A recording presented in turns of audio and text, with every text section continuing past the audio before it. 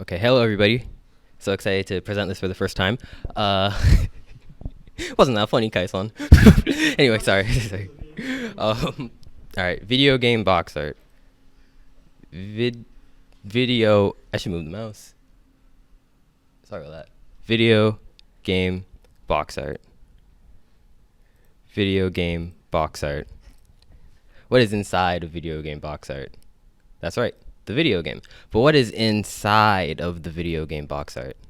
That's what I tasked myself with understanding, and I came to no conclusions. But I made the presentation anyway. Why do video games have box art? Because they didn't always have box art. Back when video games were boxes, they didn't have box art. They had cabinet art. But something changed when video games came home. You had to buy them. So in order for game developers to convince you to buy their games, they would put art on the cover that showed you what the game was like to convince you to buy it. The problem is these games were all ugly and bad, and they had to lie to you to get you to buy them. And everybody got so fed up with being lied to that everybody stopped buying video games. And then Nintendo came around and put accurate depictions of their games on the box art. Well, not really, but I mean, the NES was a bit higher fidelity than the Atari, so it felt like lying a bit less. But I also think that has nothing to do with it, in that they just started making good games instead. So video games stuck around, and so did box art, and you can kind of just put whatever you want on it. But there has to be more than just that, right? The good box art's got to have drama, but it can't be too messy. You know, it's got to have some allure and some mystery, but it can't be boring, right? There's a reason somebody would pick up Paper Mario over Virtual Chess 64. That was the highest resolution version I could find. The reason someone would pick up Parappa the Rapper 2 over Super Bust-A-Move, which frankly is an improvement from the original Bust-A-Move on the PlayStation. There's a reason somebody would pick up Dragon Quest VI over Russell Grant's Astrology. And that reason is, retro games usually tend to have like a template on their box art. I think the worst one was definitely the Master System. All these games look tremendously, JCU again, all these games look tremendously dripless. Right? There were a few exceptions, like Phantasy Star tried something, and so did Hilroy. But I think most of the time, these games ended up looking really homogeneous and not that interesting. Right? I think the best use of these sort of templates are when it was a border sort of around the game, letting it do whatever it wanted, but still showing you what console it was on. Although these were generally more popular in the US than they were in Japan. Japan definitely lended itself to more bespoke art and less branding on its boxes. Speaking of Japan and America, there are box art differences between them.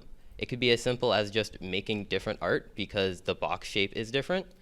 Or it could be something like redesigning the art completely to suit the audience of the region that you're selling in. These changes could range from great art to okay art, or pretty bad, or like mid art to okay, maybe it wasn't that bad. There are a lot of times when Japan beats us when it comes to the better box art, but rarely, very occasionally, we smoke them. Japan also tended to be willing to lean into a bit more of the game's vibe, when America definitely liked to try to slap the main guy on the cover. But it wasn't always so different. Sorry. America also tended to prefer renders in that era, while Japan was still cool with just like illustrations being made. Also, why did I put this here? Right. Japan was also willing to have very minimalist art, especially in that era. These were for games that they either wanted you to know little about, or games that didn't need any advertisement. Right? Like you know what a Final Fantasy game is. You've played it like 12 times. Also Pepsi Man. But the differences between US and Japanese box art wasn't always super different. They usually also made little modifications to appeal to the market that they were advertising in. See if you can spot the difference. Is it Kobe being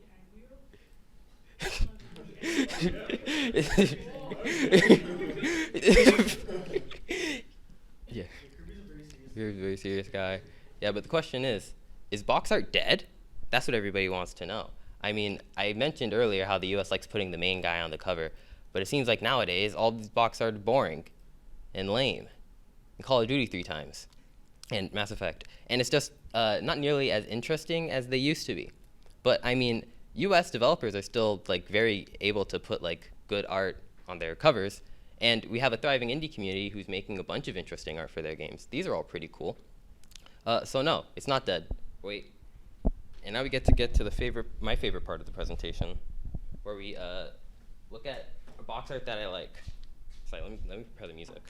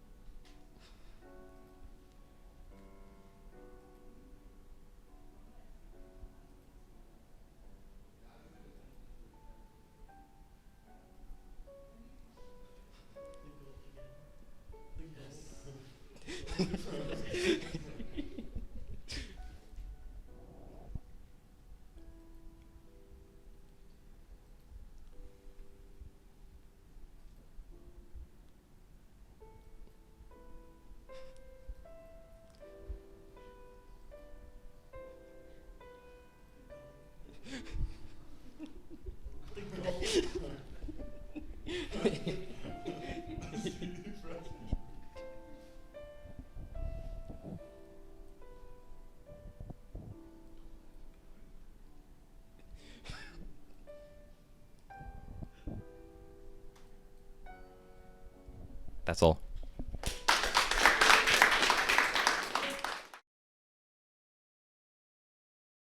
So hello, my name is ND Jazz said. So I'll be talking about rhythm games. Specifically, I'll be talking about BMS, which if you played rhythm games, you may or may not have heard of. I guess a little into my history of playing rhythm games. Some of you know this from last semester. That I started playing rhythm games in 2005 when I was 5 years old. Who here was born in 2005? Right, so I've been playing rhythm games about as long as you guys have been alive. My first games I played were Guitar Hero and a home version of Dance Dance Revolution, which explained a lot about my music taste. And BMS in particular, this rhythm game I started playing around 2022. But this presentation can be less about like the gameplay and more about the content of BMS. Yes? Give me one second. I just want to double check that it's recording. I don't want you to restart. Sorry about that. Okay, you're good. Okay, yeah. Yeah, testing. Yep, okay. So this presentation is about how BMS songs are multimedia art. I'm going to be talking about the way they take like multiple art forms and interconnect them. But first, I'm going to answer the question: what exactly is BMS? And here's a short answer: it's a file format. That's it. It's a file format. These are some files in my folder for the song "All Tale" by Sakajo. They're just text files. It's an open specification file format. You can see if I open one of those folders in files in the text editor, it just looks like this. And this is the specification for the file format. This is online. You can find it for free. You can write these in the text editor if you want. Specifically, BMS stands for B Music Source or B Music Script. Doesn't really matter. But you might be asking, what does B Music mean? Well, to explain that, I'm going to go to Beatmania, which is a Konami arcade rhythm game. Well, Beatmania is like Konami's arcade rhythm game publisher. They do like cabinet games, things like that. BMS specifically is based on Beatmania. It's an arcade game. It looks kind of like this.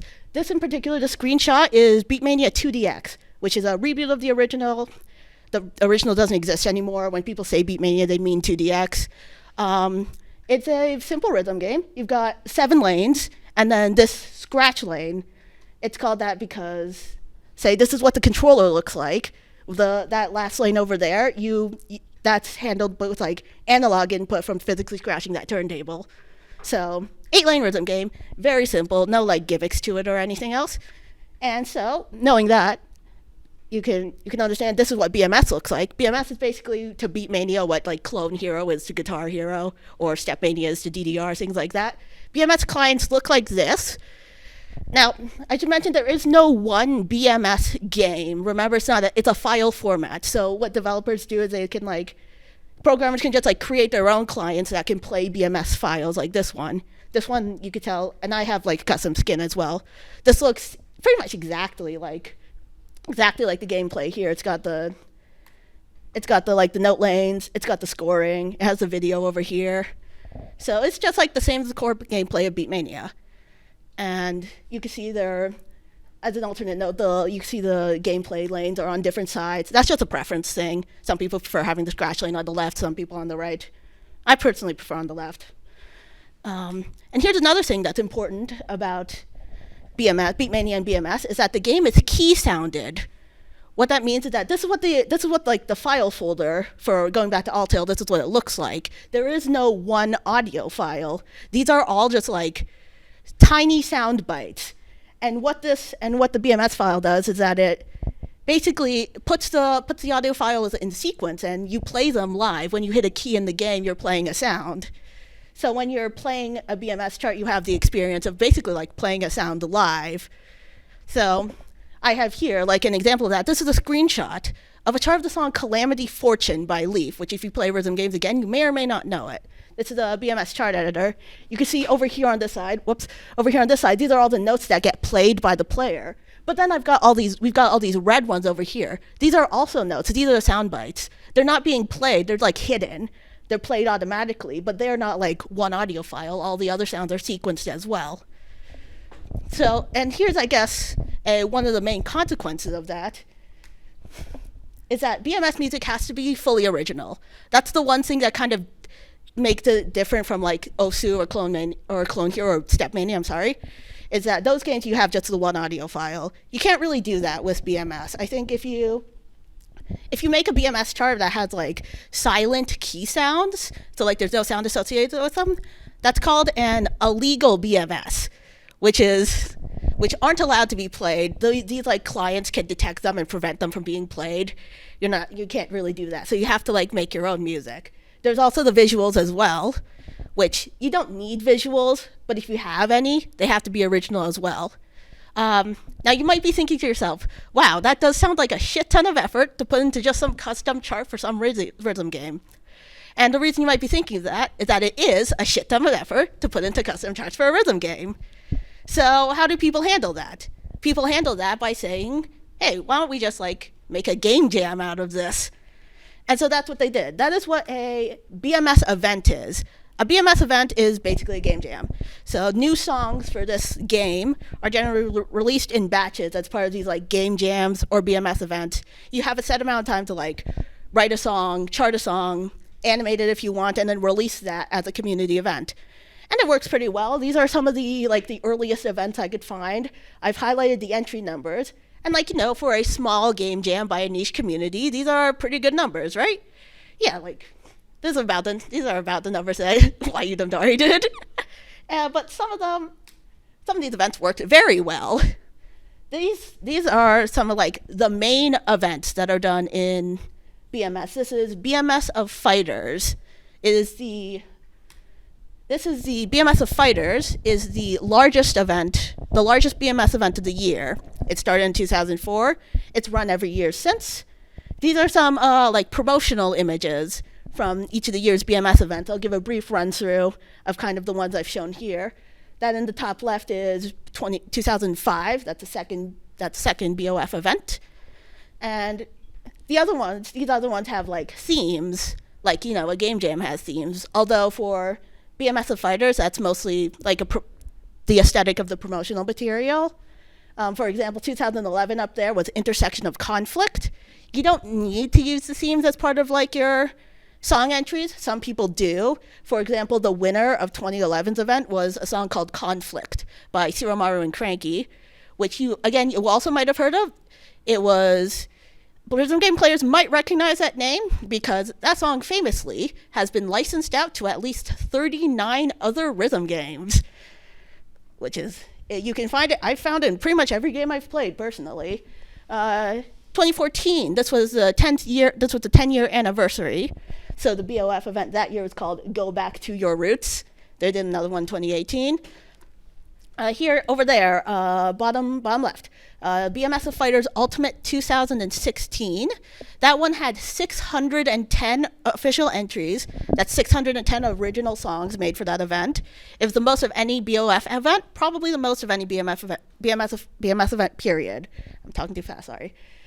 This is BOF 16, that was from 2020. The 2020 event had the theme Neo-Dystopia, which seems a little on the nose, but that event got 506 entries, so I'm not going to judge. That was the second most of any BMS event. And this was the most recent event that just finished, BOF 18.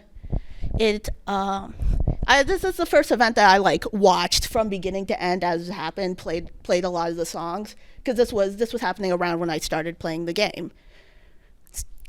So if you have like watched a YouTube video and seen any of these tags on them, now you know what that means. It means that it was originally a BMS of Fighters entry. You might have seen these, if only because I've been posting a couple of these in the Discord lately. I've been like listening to a lot of this music as I've been like making this presentation. There are definitely other BMS events, but BMS of Fighters is overwhelmingly the big one. So when people talk about BMS music, chances are very good they are talking about BMS of Fighters music specifically.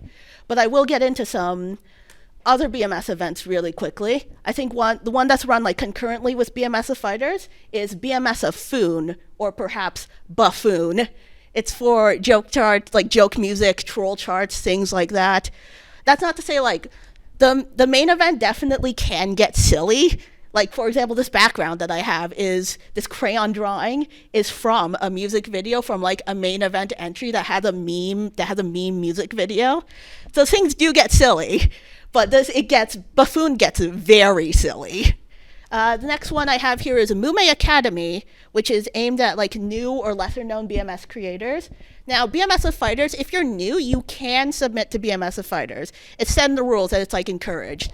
But Mume Academy is the event that is made for new people. There are like divisions in that specifically, and you enter into divisions based on like your composing experience or your BMS charting experience. So if you're in that event, you will be competing against people that you know have the same experience level as you, which is nice, I imagine. And then there's PABAT, for example. PABAT is run on like a different website than the rest of these I've been talking about. It is also annual. It's also an annual BMS event that is it's from like South Korean hosters. It's a Korean language event. Although, again, all of these events are international. Anyone can enter them from anywhere.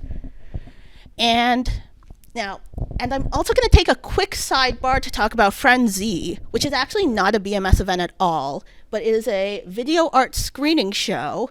And like the graphic artists who make BMS music videos will regularly also submit those videos to Frenzy. I will be talking about like background animations or BGAs later, but I just wanted to like hammer this in early that like the visual part of BMS is considered as much part of the art as like the sound. But I will be talking about the sound first. So what kind of music do you hear in BMS?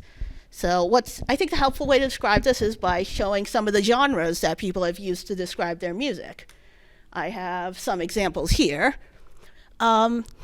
A lot of the songs, like BMS is predominantly electronic music. You have a lot of people using like electronic subgenres to describe their sound, like electro, future house, glitch hop, UK hardcore in general. Pretty standard. And here are some more examples. These are ones that where like the artists got a little more creative when they were self-describing their songs. They kind of like sounds like a certain genre, but they added some like unique twist to it. So they used the genre field to describe that. Icaros, hybridized J-core. It's like a combination of J-pop vocals over like a J-hardcore song. Guardians of the Sun, hardstyle anthem. It's a very heavy hardstyle track, but it's got like swelling, dramatic instrumentals as well. And then Make It Funky Now, which is also a high-tech electro song, but it's got like, funk influences, that sort of rhythm. And then here are some more examples of genres that people have used to describe their songs. Standard genres like Rational Punishment or Following the Clue, or my favorite music genre, Texas Hold'em. Basically, these are people who have like taken the genre field and just used it as part of the presentation of their song. Like Wisdomia, Rational Punishment definitely fits the aesthetic. Random, this song, this group, their team, all their songs for this year were part of like an overarching story, and they used the genre field to describe the part of the story they were at. And New York Back Rays, this is a poker themed song, of course, so that's why the genre is Texas Hold'em. That's what they're playing in the music video. And there are a lot of these like funny genre names. Honestly, I had a great time just like looking through them, figuring out which ones I could find. So I just made a slide that I'm just gonna stay on for a little bit, dedicated to some honorable mentions of genre names that are fun. These are all real. Like these are, yeah, this one is the emojis at the bottom is in fact it's very real. It's displayed differently. In the game itself, it's spelled differently because BMS can't actually handle like emoji characters, so it's spelled with like Japanese Kalmoji in the game instead. But this is like the album version of it. This is a lot of fun. People have a lot of fun with this, and it's great, and it's fun to see. But all right, now that I've gone into spent a lot of time talking about the music, spent a bit of time talking about the music, we could talk about the background animations. And I'll say there's as much variety in the background animations as there is in the music. I mean, internally, those BGAs are just video files, so or image files. Animations aren't required, but like charts with animations tend to score better in events since the events are judged. And pretty much anything goes here in terms of like video medium as well. You can have some people doing like video montages, putting together different like film clips. Some people are doing cute little 2D animations like this one over here. Some people are doing these really cool 3D motion graphics. And then some people are doing this. Or you can use any combination of these too. Most notably, this artist, Demay, does use like 3D environments to make the 2D graphics. You can tell by some of the other videos they've created. And then obviously Litmus over here is putting like funny meme stock footage behind him here. And then we also have like hand-drawn illustrations, which aren't shown here, but some BGAs will use them as well. I'd say the best BGAs, the most popular ones, are the ones that are set to the music. Like the images move to the beat, and they beat and like the music as though it's like audio reactive. They give the music like a visual component as like either a visualization or like tells a story along with the music. So saying all this with like the music and the visuals, let's go back to just a screenshot of the game and summarize some of like the game design and art elements that come together in a BMS chart. First, we have like the music and the sound design, all of the composing and putting together and like breaking up the sounds and arranging them. And then the level design to like put them into a chart, the thing that makes the music playable and interactive and fun at the same time. And then all the elements that go into making the music visual, so any like illustrations or like 3D models that are being done, or like the animations that work with those made in time to like showcase how an animator will make the song look. And this list also doesn't include like some smaller elements of BMS art, like say the work of vocalists on some tracks, or like the cover art that people make to display in the song selection menu. Or like, again, people make these skins, all the, like the UI UX design that goes into that. There's a bunch of other things as well that I could talk about. And this, I will say, this is definitely not the first rhythm game to have all these elements. For example, even like its precursor, Beatmania, obviously came first. It has all these elements as well. But I'd say BMS is probably the first rhythm game most well-known for creating all this, and well-known for creating all this as a community rather than like a company. You know, like Beatmania, Konami, big video game company. Sega does this as well, but again, also a company, you know. So why does all this matter? The reason why this matters, especially if you play rhythm games, is because like cultural production, originally from BMS events, does influence other rhythm games. Like I said, Conflict, for example, that song, 40 other rhythm games, BMS, and then officially licensed to 39 others. A lot of other songs officially get licensed out to other rhythm games or used in community-based games like Osu and Stepmania. I've included several examples of like BMS songs in other rhythm games. I'm hopeful at least some people are familiar with some of these games, some of these songs. It's kind of hard to assume because I know this is a niche genre. I've been in it for a long time. I don't know if anyone is familiar or has played Demo at any point. It was like an early 2010s like mobile rhythm game, very cute piano game, and a bunch of BMS songs from that are like mainly piano instrumentals like these ones have been like licensed out to that game. I think next one, which I think might be a little more familiar, is Osu, if anyone has heard of it. If you know Osu, you might know the song Freedom Dive, which is famously like originally a BMS song. It's actually not a BMS of Fighters song. This is one of like the few very popular BMS songs that are not also BMS of Fighters. This was from like a one-off event from 2008 called Max Beat, which I think focused on like fast music. And Freedom Dive is if you're familiar, it's like a really fast speedcore song. So another one that some people might know, again, I spoke about this earlier. Oh, I pressed the button a little too early, is Calamity Fortune, which I discussed earlier by Leaf. Might be known to some of you from Osu. I think Leaf is also very popular in general, a lot of her music. If you're familiar with perhaps the songs Mope Mope or Doppelganger or Aleph Zero or Marinol, those are all Leaf songs as well. A lot of them I've seen in at least one other rhythm game at some point. And again, I went to the slide too early.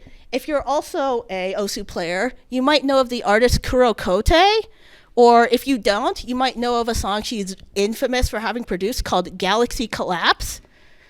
I think actually Galaxy Collapse is not a BMS song, but Kuro Kote, this artist, has made a lot of music for like BMS of Fighters. That's probably one of her most well-known, specifically from BMS. This is Chronostasis. She's been making, I think, BMS music since 2016, and has participated in, I think, every BMS of Fighters since then. And then I remember some of you from my presentation last season might know Geometry Dash. So I think some of you might be familiar with Peaceful, which is, again, this is the chart to Mope Mope, which Osu also did a take on this. Mope Mope is like this sort of viral horror type of song. It starts off very cute and then very quickly gets super creepy. And Geodash did like a take on this. That was very funny, honestly. Some of you who play Geodash might also know Nelv, which I think was popular in the Geodash community for some time. Nelv, the song, was the highest ranked entry from BMS of Fighters Ultimate 2017. The BMS chart is most well known for having a very pretty BGA that I actually can't watch because I'm a little photosensitive. The Geodash level follows in like the same visual style as well. It's very neat. I like this one. And after like this whole very fast tirade I went on about like BMS music, if you're thinking you might be interested in like listening to the music at some point, you can listen to a lot of it for free without any of the rhythm game bullshit attached. A lot of the BMS songs are posted on YouTube. I've compiled like a playlist of the ones that I've talked about in this presentation. I can post it in Discord. There's also Groundbreaking, which is a like best of compilation album featuring the most popular songs from BMS of Fighters. It's released each year, a bit after a BOF event. They've been released yearly since 2009. All of them can be downloaded for free at this website, gdbg.tv/release.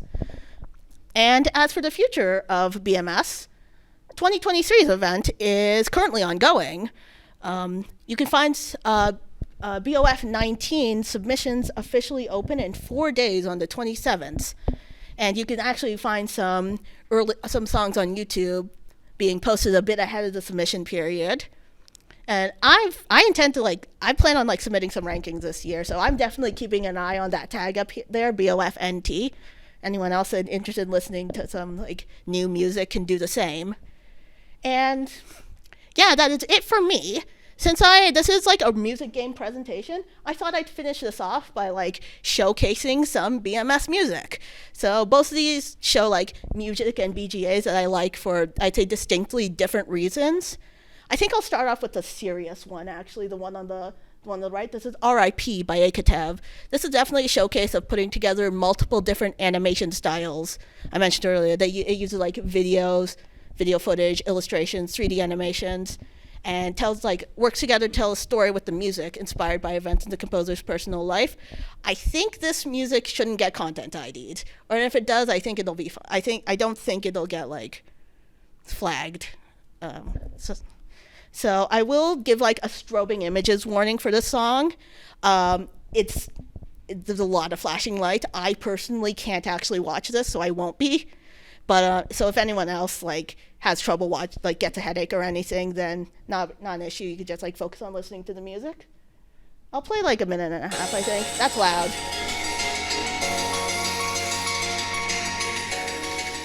There we go.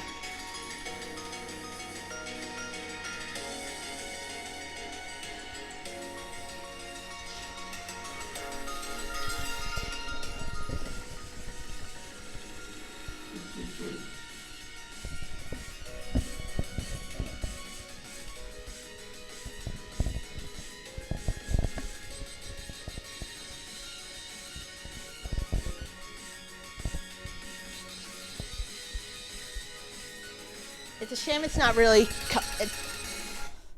It's a bit of a shame the projector is struggling with it, but oh well.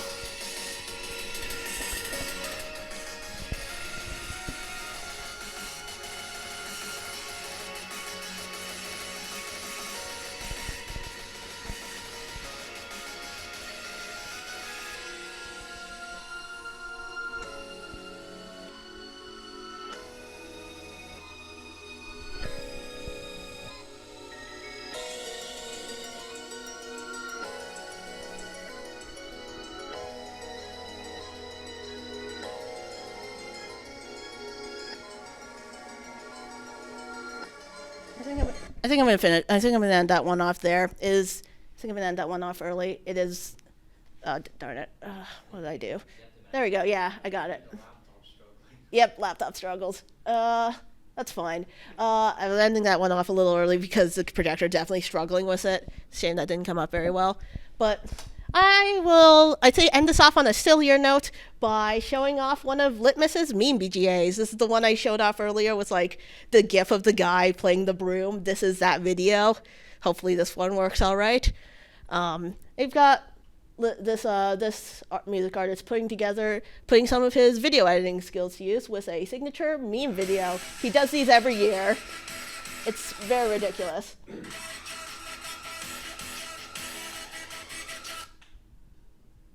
Excuse me, I might just do 480p. That's fine.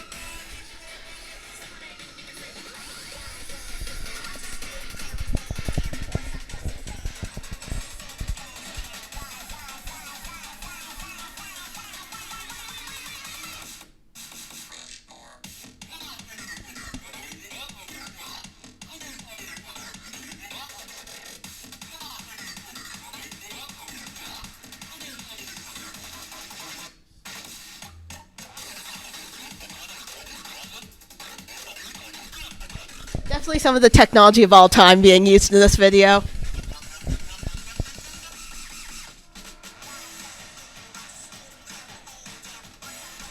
Significantly behind. I might just, okay, yeah. I didn't want to skip past the part other than the GIF. I think I'm going to bring this down to 360. Okay, let's go back to the reference.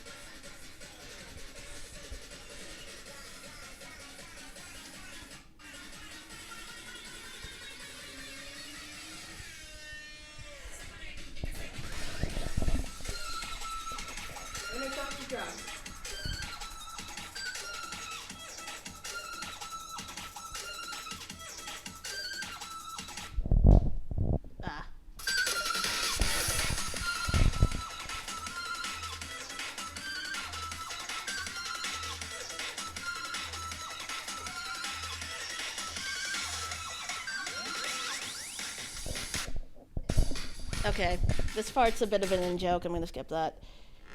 That's okay. We don't need to watch that again. All right. You don't need to watch that again either. All right. So that is it for me. That's my presentation on BMS. Hi everyone, welcome. Some new faces, some familiar faces. It's great to see you all here. I will be talking about some of the reasons why Sorath lives rent-free in my head. My name is Jayde, my pronouns are they, them.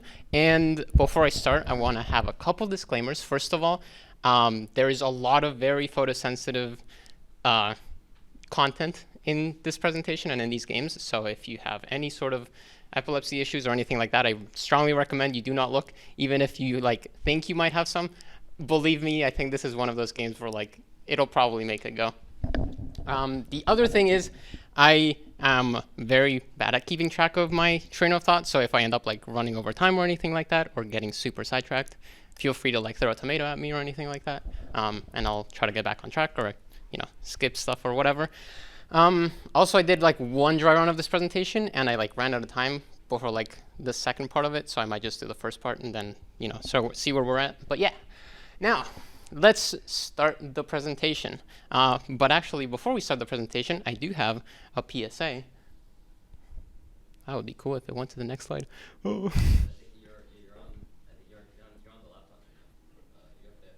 Yeah. There we go. Before I start, here's a quick PSA. Titanfall 2, very good game. All of a sudden, the multiplayer has been revived out of nowhere. I recommend you check it out. Yeah, campaign's awesome. Multiplayer is also great. And for the first time in many years, there's actually people online. So yeah, I recommend you check it out if you like movement shooters and that sort of thing. Now let's actually get into it. The other disclaimer is there will be spoilers in this game. It's an arcade shooter, so spoilers is more just you will see enemies that you wouldn't see unless you make it far into the game. If that's the sort of thing you care about, well, you're gonna get spoiled. I'm sorry. But if you don't care, then you're good. Now,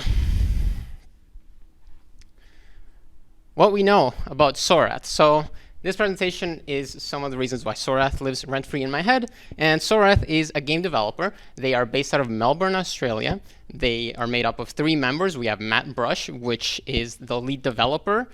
He's also worked on Dust Force, and that's made by Hitbox Team. We have Eugene Neshi, I think it's pronounced. They also go by Eugnosis Online. He worked on the sound of the game. And then we also have John Marshall, which I believe is the visual artist, lead, graphics, whatever. I actually couldn't find any solid information as to whether that's actually what he does or not, but just process of elimination, that sort of thing. I figured that's what he does. And then we have the fact that they use a custom engine. And most importantly, we know that they developed Devil Daggers and Hyper Demon, which are the 2 games I will be talking about today because they are the 2 games that they have developed. And that's all we know about them. So that's honestly one of the first reasons why Sorath lives rent-free in my head, is because they're so obscure. There's no information about them online. Even what I've told you about today already is just stuff that took me a long while to find. There's no sort of information in-game about who made what or who's in the team or not. It just has Sorath, and then you can start playing the game. Unless you do some really tricky, super crazy movements, you can find one piece of one tile on the ground that has their initials, and that's it. So very obscure, and for some reason that really makes my brain go, hey, that's cool. I want to know more about them, even though they clearly want me not to know about them. It's just one of those things. Now, next part, we have Chapter 1. Chapter 1 begins with some of the things that I like about Devil Daggers. The first game developed by Sorath came out in 2016, I believe. And here is a little demo of what the gameplay looks like. This gameplay is actually very far into the game, but I figured I would show you some very advanced gameplay so that you can understand what it feels like to play early on in the game. If you've never played the game, this might look like, okay, that's kind of crazy and, a lot of stuff going on. But once you play this game at least once or twice, you understand that even just a handful of skulls is enough to make you go crazy. I don't know what's going on. I'm getting overwhelmed, blah, blah, blah, blah, blah. Next, let's get into some of the actual stuff in the game. Next slide, please. There we go. Now, if you're sitting there looking like this, I get it. I also sat there looking at this game like, what is even happening? And don't worry, I will explain it to you. Relax, it'll be fine. Here's the thing about this game. One of the reasons why I think immediately once I even heard about it, before I even played it, some of the reasons why, the main reason why I was obsessed with this game is because this game has all of 2 verbs, technically 4, I'll get into it. But before I get into it, show of hands, who here knows or who here doesn't know what a verb is in a video game? Everyone here knows what a verb is in a game? A verb? Yeah, in a game? Okay, a verb in a game is essentially the very basic way in which you interact with the video game. So in something like Call of Duty, you have reload your weapon, fire your weapon, switch to your secondary weapon, melee, throw a grenade, blah, blah, blah, etc. In something like Baba Is You only have like movement, essentially. I think I actually haven't played it. In this game, you have exactly 2 verbs. Again, maybe not exactly 2, but the 2 verbs are movement. You can move around, WASD, and you can jump with spacebar, which even then you probably won't do a whole lot of, but you can. And then the other verb is shooting. And why do I put shooting as a single verb, despite the fact that it's actually kind of a complex mechanic? It's because you actually can fire a stream of daggers, kind of like if it was just a fully automatic weapon in any other video game. And you can also fire a burst like if it was a shotgun weapon in any other game. And you can do this all with just 1 verb. How's that possible? Well, they make it so that if you hold down click, it fires a stream of daggers. And if you tap click, it actually fires a burst. So immediately I'm just going like, okay, that's just really cool game design, in my opinion, because they already add a lot of diversity in how you can fire with just 1 input anyways. Like in other games, you have to like, okay, switch to your other weapon. That one's a shotgun, and then this one's a fully automatic, and this one's like a sniper or whatever. This game is just 1 input. You have a hand, and then how you hold down click is how it fires. Then I have reloading. Why do I have reloading scratched out? Why did I even include it in the first place? That's because there's no reloading. I personally believe that if a game doesn't have reloading, it's a good game. And this game does not have reloading, but most other games have also stuff like, well, this one has ammo, and this one is on a cooldown, and blah, blah, blah, blah, blah. This game lets you go like, hey, listen, if you want to just shoot, constantly, you can just, duct tape your left mouse button down, and you can do that, and that's fine. But there is actually a very interesting mechanic, which is there's gems in the game, which you can see one in this little enemy model here, and you're going to want to pick them up. How do you pick them up? Well, the gems actually just float around in the map and will be very difficult to get to with the number of enemies, but they actually immediately just shoot towards you, and you will grab them if you stop firing. So right off the bat, if you stop shooting, that is also another way that you interact with the game, because once you stop shooting, you'll be able to pick up any gems in the area, regardless of where they are in the map. So the game says you can shoot as much as you want, but do you really want to? It lets you do things however you want, but then if you want to really get good at the game, you're going to need to go, okay, when is a safe time for me to stop shooting? Because if I keep shooting permanently, then I'm not going to pick up these gems, and then they also disappear after 10 seconds. So you got to start thinking, okay, when do I hold down click? When do I not hold down click? When do I tap click? When do I hold it down for a long time? Etc. This is, again, all done with 1 input, just left mouse button. That's really good game design, in my opinion. And then I say that it has emergent mechanics because, like I said, just with 1 input, it already interacts with all the other mechanics in the game in a very interesting way. Because, again, if you want to use the upgrade system, you're going to need to be able to pick up the gems, which, sure, it's just letting go of click, but I don't know. I think that's crazy. I've never seen a game do that before. It's always like you have to stop shooting because you're out of ammo, or you have to stop shooting because it's a one-shot weapon and you have to wait for the cooldown to run out. This game just goes, you do things whenever you want, but do you really want to just hold down click the whole time? I don't think you're going to want to do that, but you can.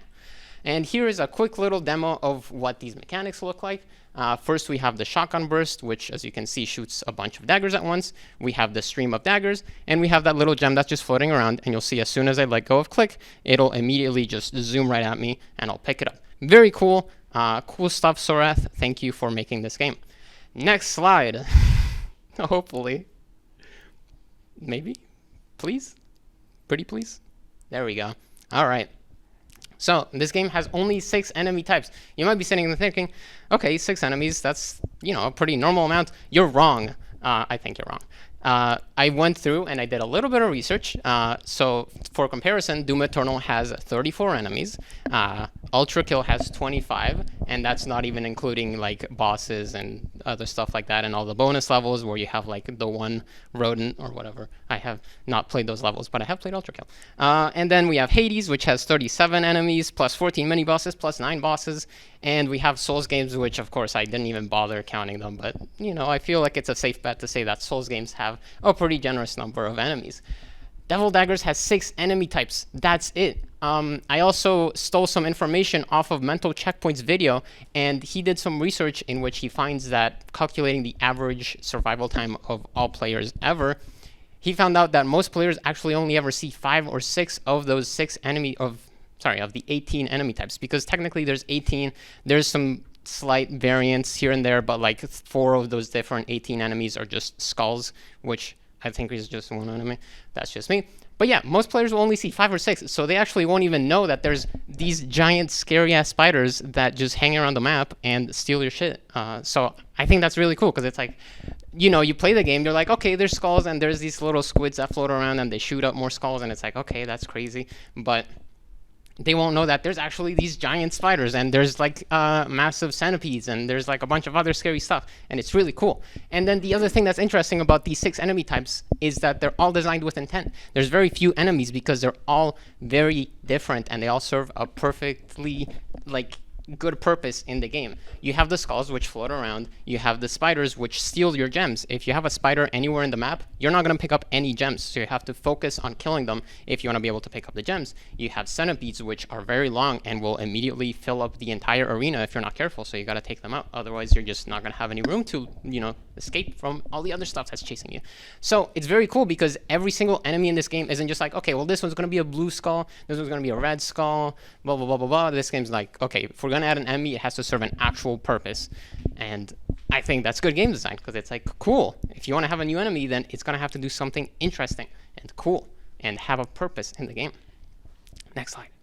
Oh, and sorry, I forgot to include a very important thing, which is one of the first enemies you ever encounter is squids. And squids shoot out skulls, as I mentioned. They shoot out 10 small skulls that just do nothing but go around and chase you. And it's a problem, because you're going to get overwhelmed really quickly. But they also shoot 1 skull that drops a gem, which means that those squids are technically an infinite resource of gems, because if you leave them alive for a long time, they'll spawn more skulls and you'll get more gems, but also you will get quickly overwhelmed if you let them spawn too many skulls. So it's a bit of a balancing act of, okay, do I want to kill them immediately, get the 1 gem, move on with my life, or do I risk getting overwhelmed really quickly, but I will get more gems and I'll get those upgrades quickly.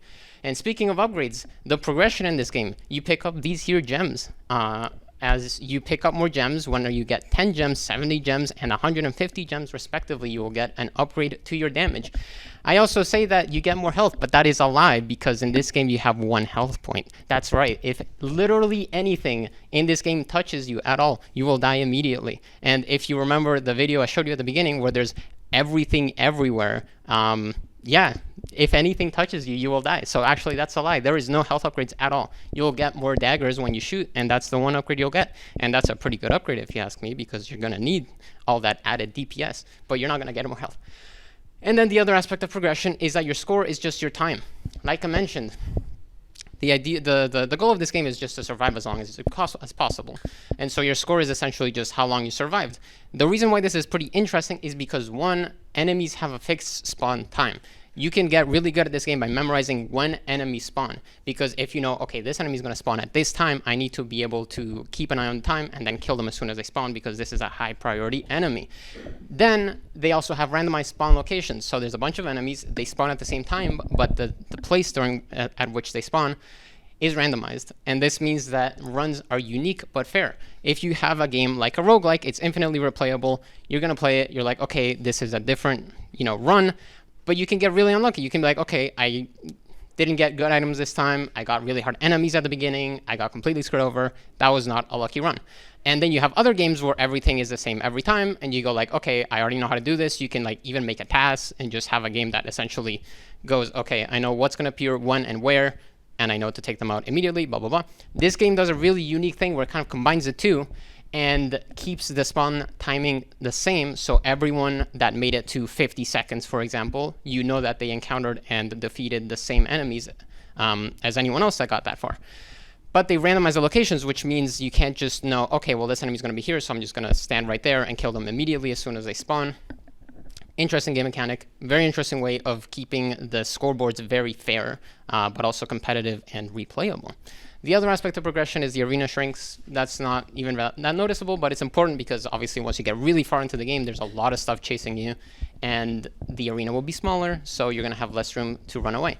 And then the other aspect of it is that there's a looping end game, so if you get really advanced, you can technically play an infinite number of seconds, but it keeps spawning the last few enemies over and over, and as the arena gets smaller and smaller, you're definitely going to die at some point because you're going to run out of room later, sooner or later.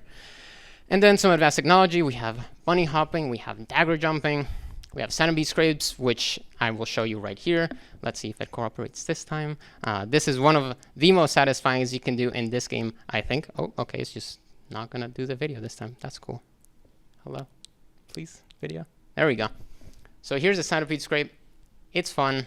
It's one of those things where once you get really good at it, it's second nature to you, but it's never, at least for me, it never gets old. So that's a really cool mechanic that you can get really good at in this game. Then we have dagger, what's it called? This is called speed tech. Yes, shotgun speed tech. And I'm not gonna talk too much about it because it's very, tech stuff. I don't want to just be like, okay, well, this does this and blah, blah, blah. But essentially, there are ways in which you can bypass the speed at which the shotgun fires and shoot it even faster.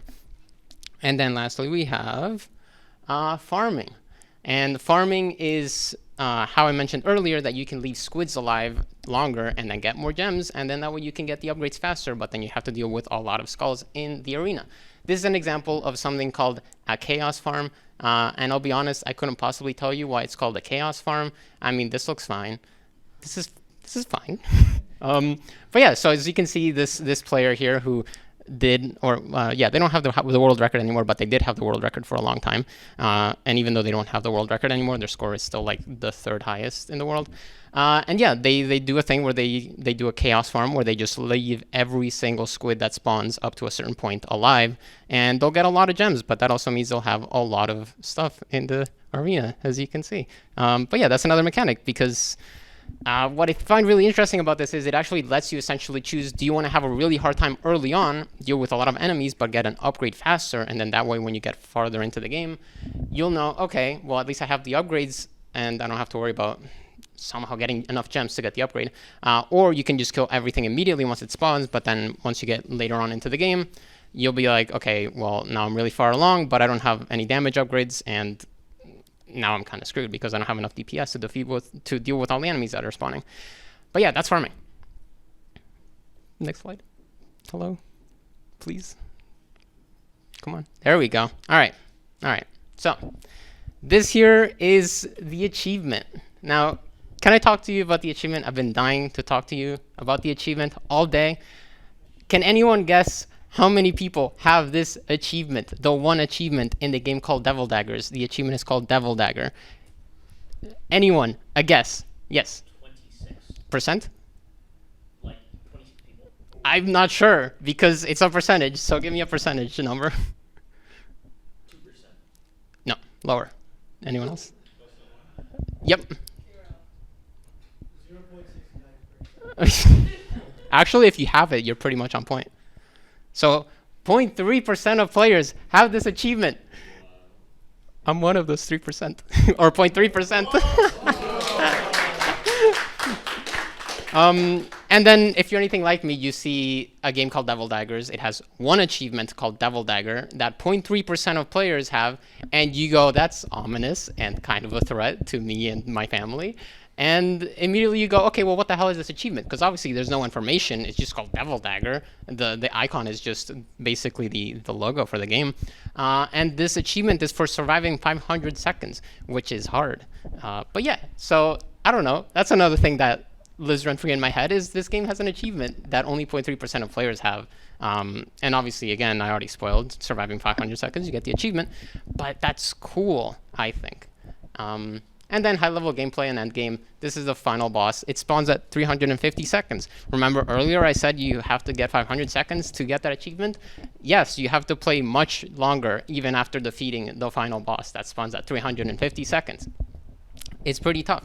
Then you also have the looping endgame, which I mentioned earlier, and farming, which if you want to make it to 500 seconds, you're not going to make it if you're not farming, which means you will have to deal with a lot of stuff even early on.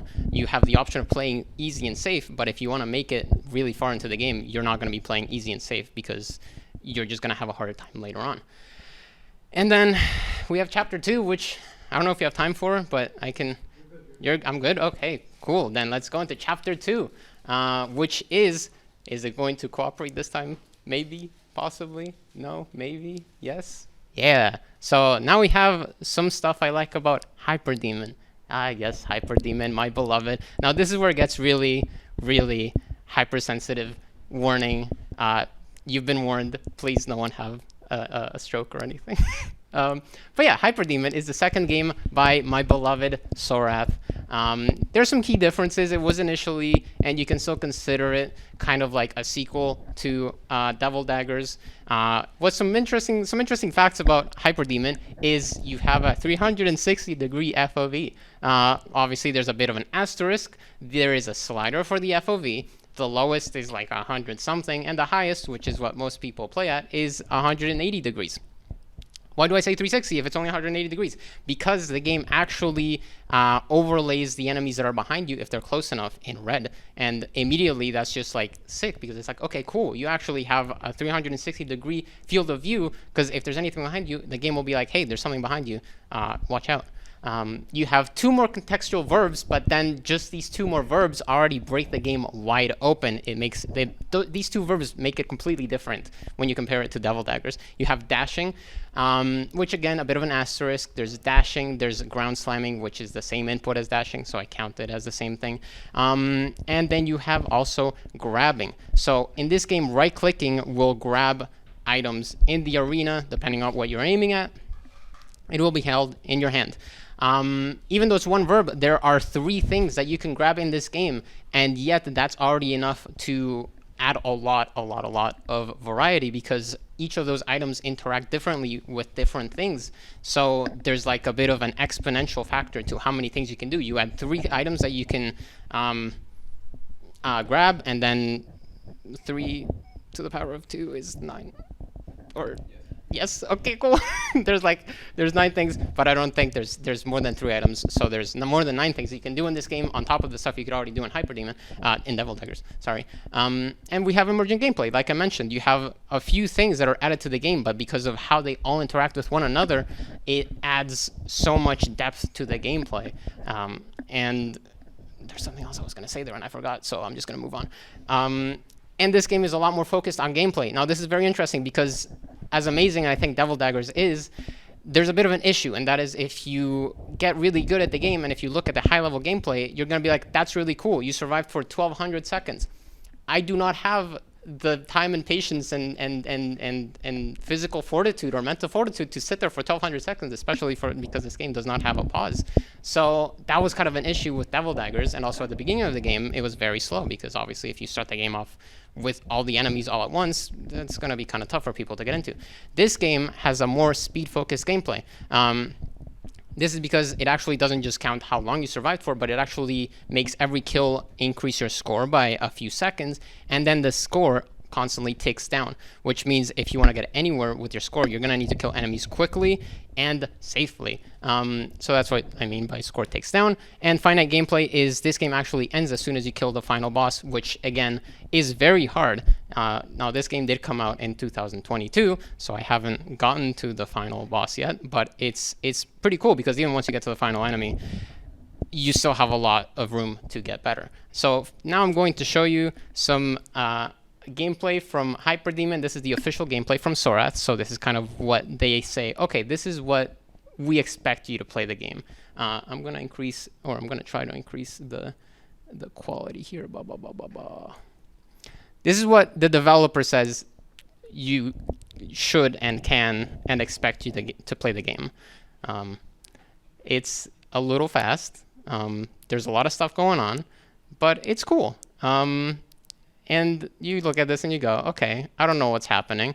Again, there's only all of, I guess, 4 in total verbs here. You know, there's shooting, there's shotgun, they're shooting a laser there, which is just grabbing gems. They are dashing, they're jumping, they're dashing, they're shotgun, they're like dagger bursting, etc. Very advanced gameplay with just 2 verbs. Now I'm going to show you the world record gameplay again, if it'll advance, please. There we go. This is the current world record for the game. Brace yourselves. It's a little intense, I think. Also another thing that's very interesting that I want to mention, showing you the world record, is their score is 400, but the run lasts a minute. And you can see how this is very different from Devil Daggers. Devil Daggers goes, this is the world record. It lasts 1,200 seconds. Hyperdemon, the better you are, in theory, the faster you can beat the game. So let's take a look at this. And again, this is essentially the same thing you saw before, but just done to a much higher degree. I'm going to skip forward a little bit. This is boring. I'm going to try to, at least.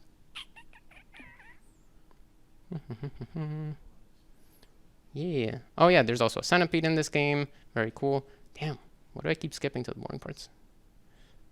There we go. That's pretty. Yeah.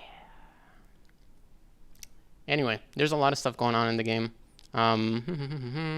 Here they're shooting a laser at a gem, which is another item you can grab. And then when you shoot a laser at it, it does a thing. This is the final boss. And then that's it. They beat the game. Easy peasy, right? You can do it. I believe in you. But yeah, that's Hyperdemon. It's very cool. These are some cool reviews of the game. I agree. Yes, indeed. And this game also has one achievement. 1.5% of players have it, which is higher, but also I think that's only because fewer people have played it. I think it's maybe harder, but maybe not. I don't know. I'll get it someday. And then I recommend, if you want to look more into either of these games, you look at this video by Mental Checkpoint, or you look at Binter's YouTube channel. Binter has a cool video that lasts 45 minutes on 100 things you can do in Hyperdemon. And it's cool because it really kind of breaks the game wide open. And then the video by Mental Checkpoint kind of does a better job of explaining the game mechanics than I have done today. And it's very good. And it's also how I found out about this video game. Nope, don't play the video now. Nope. Next one. Cool. I also got in touch with the sound designer of Hyperdemon and Devil Daggers. I got some questions and answers, but I've taken a lot of time, so I'm probably going to skip it. But if you like sound design, I can show you some of the stuff that he told me about. There's some really cool stuff in there. All of the sound effects, for example, were synthesized. Some of the sound effects were made with him like catching knives out of the air and recording it. That's pretty cool, I think. The boss spawn sound is the game designer screaming underwater, played in reverse, and that's how they made the boss spawn sound effect. And I'm like, that's crazy. I love that. And also I'm pissed because they had a working prototype for Devil Daggers in 3 days, and it's like the best game I've ever played, and they had a prototype in 3 days. I don't know. I think that's crazy. Anyway, here's my references. Thank you for coming to my TED Talk. Bye-bye. Oh, and does anyone have any questions or comments or anything like that?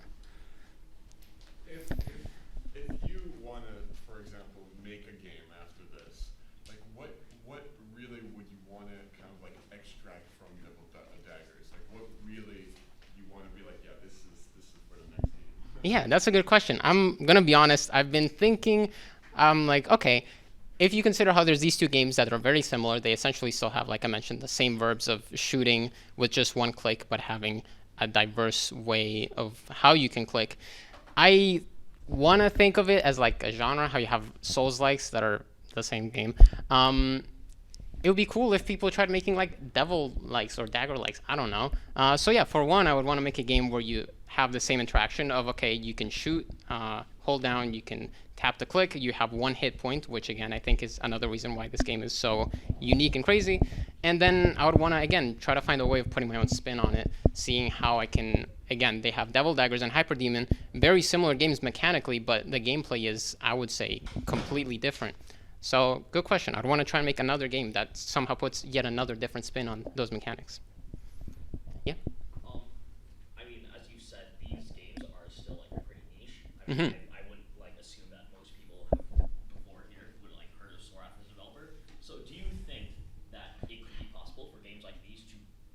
entertain a wider audience, or are they kind of destined to always be niche? I don't know. I think it's niche because it's one of those games, I think, that you won't really enjoy it if you're in it for the whole thrill of, oh my god, I just increased my score by 0.3 seconds. I'm going to like explode from excitement. I've had that happen. But I'm pretty sure like not everyone feels that way. A lot of people play games for the narrative or for the visuals or the experience and stuff like that. And that's obviously a very valid way to experience them. But then obviously I think they're not going to take as much away from games like Devil Daggers and Hyper Demons, and therefore it's going to be hard to say that this is a game that everyone could really get into, I think. Kind of sucks, but also there's a lot of people who do enjoy them, I think. Yeah. Why don't you like reloading in games? Why don't I like reloading in games? Aren't you a fan of Ultra Kill? That doesn't have reloading. Well, yeah, but I mean, reloading isn't inherently bad. Isn't what? Oh, well, I was curious what your opinion on it was. And I guess you have to reload the rail cannon. okay, well, that's why I mentioned you technically don't reload it. It has a cooldown. And that's just, I mean, I'm just saying, because the reload is like you can switch to another weapon, or you can like stay there and like have your hands busy reloading. I think it's like a small difference, but okay, fine, sure. I guess it's the same thing as reloading. Yeah, that's what I'm saying. Like you have, yeah. You have, for example, I guess a good example is Doom Eternal, and I guess Doom 2016, but it was like unintended in Doom 2016. In Doom Eternal, you have the super shotgun. If you switch away to a different weapon when it's reloading, you can skip the reload animation. So like the way in which I guess how that's a mechanic that's intended. I think there's another game. Okay, I thought it was Ultra Kill, but it's not. But have you played Shadow Warrior 3? No. Okay, so it's very similar to. Ultra Kill does also have shotgun slots. Yeah. For Shadow War, don't you have to reload the Uzis though? Exactly. I don't remember if it's the Uzis that I'm thinking of. I think it's also the revolver is what I'm thinking of. But there's weapons where they have limited ammo, but if you switch to a different weapon, it'll restock your like current ammo count. But if it runs out of ammo, you will have to reload it even if you switch away and switch back. So that's an interesting mechanic because again, it like says there's reloading, but if you're good and if you keep count of your ammo and switch away before you run out, you actually don't have to reload. So it's like I don't think it's bad per se, but I think it's I'm bored of how every game is like, here's your ammo count, you can shoot this much, and then you'll have to reload, and that's it. If there's mechanics like Shadow Warrior 3 and Ultra Kill and the other one that I mentioned that I forgot, I think there should be more variety to the reloading mechanic more than just you have to stop and press a button and watch an animation, and then you can shoot again. Yes. Mine's a really good question. How long did it take you to get that achievement? Like from when you started playing to when you got it? That's a good question. I mean, okay, we can go back a little bit, and I can show you when I got it date-wise. And I'm sure on Steam I can probably look at when I got the game. I can tell you I have 150 hours in Devil Daggers or something like that. And I'll be honest, it actually took me a while to switch over to Hyper Demon, because once I got the achievement, I'm like, cool, I can finally uninstall this hell game. I don't want to play this anymore. And then obviously I still kept playing it. And then after a while, I started to really start to understand the complexity of Hyper Demon. So that wasn't even your question at the end, but yeah, 100 and some hours, I would say. Yeah. So you never explained what the requirement for the Hyper Demon. Oh, right. Actually, I think this has been confirmed, but for a while it was actually not even known for sure. I guess you could say the same thing for Devil Daggers. It's been out for over half a decade. Oh my god. So obviously people have confirmed this by now, but yeah, for this achievement, they didn't know at the beginning when it came out, and for Hyper Demon, since it's a more recent game, they didn't know for a while. As people have, I think, confirmed that it's if you kill the final boss, especially because in Hyper Demon, like I said, the game ends once you kill the final boss. So I believe that's the final achievement. I could be wrong. I'm just curious, do you know like why the developers like wanted to stay relatively anonymous? I don't know, and that's what makes me so obsessed. That's why it's like if you don't want me to know about you, I want to know more about you. It's kind of like, yeah. Oh, my personal conspiracy theory on it, that they know that it kind of fits in with the aesthetic of the game, right? Because the game also says, damn it, I forgot to mention. In Devil Daggers, you spawn in to a room. There's a dagger in the center. You walk there to pick it up, which I want to say is kind of the game saying, do you know how to move around? If you can move to this dagger, then yes, you know how to move around. Cool. It spawns you into the game. That's all it tells you. It actually doesn't tell you that you can hold down or tap to switch your firing modes. I've seen so many people that play for the first time, and they think you can only shoot shoot a stream or that you can only shotgun burst.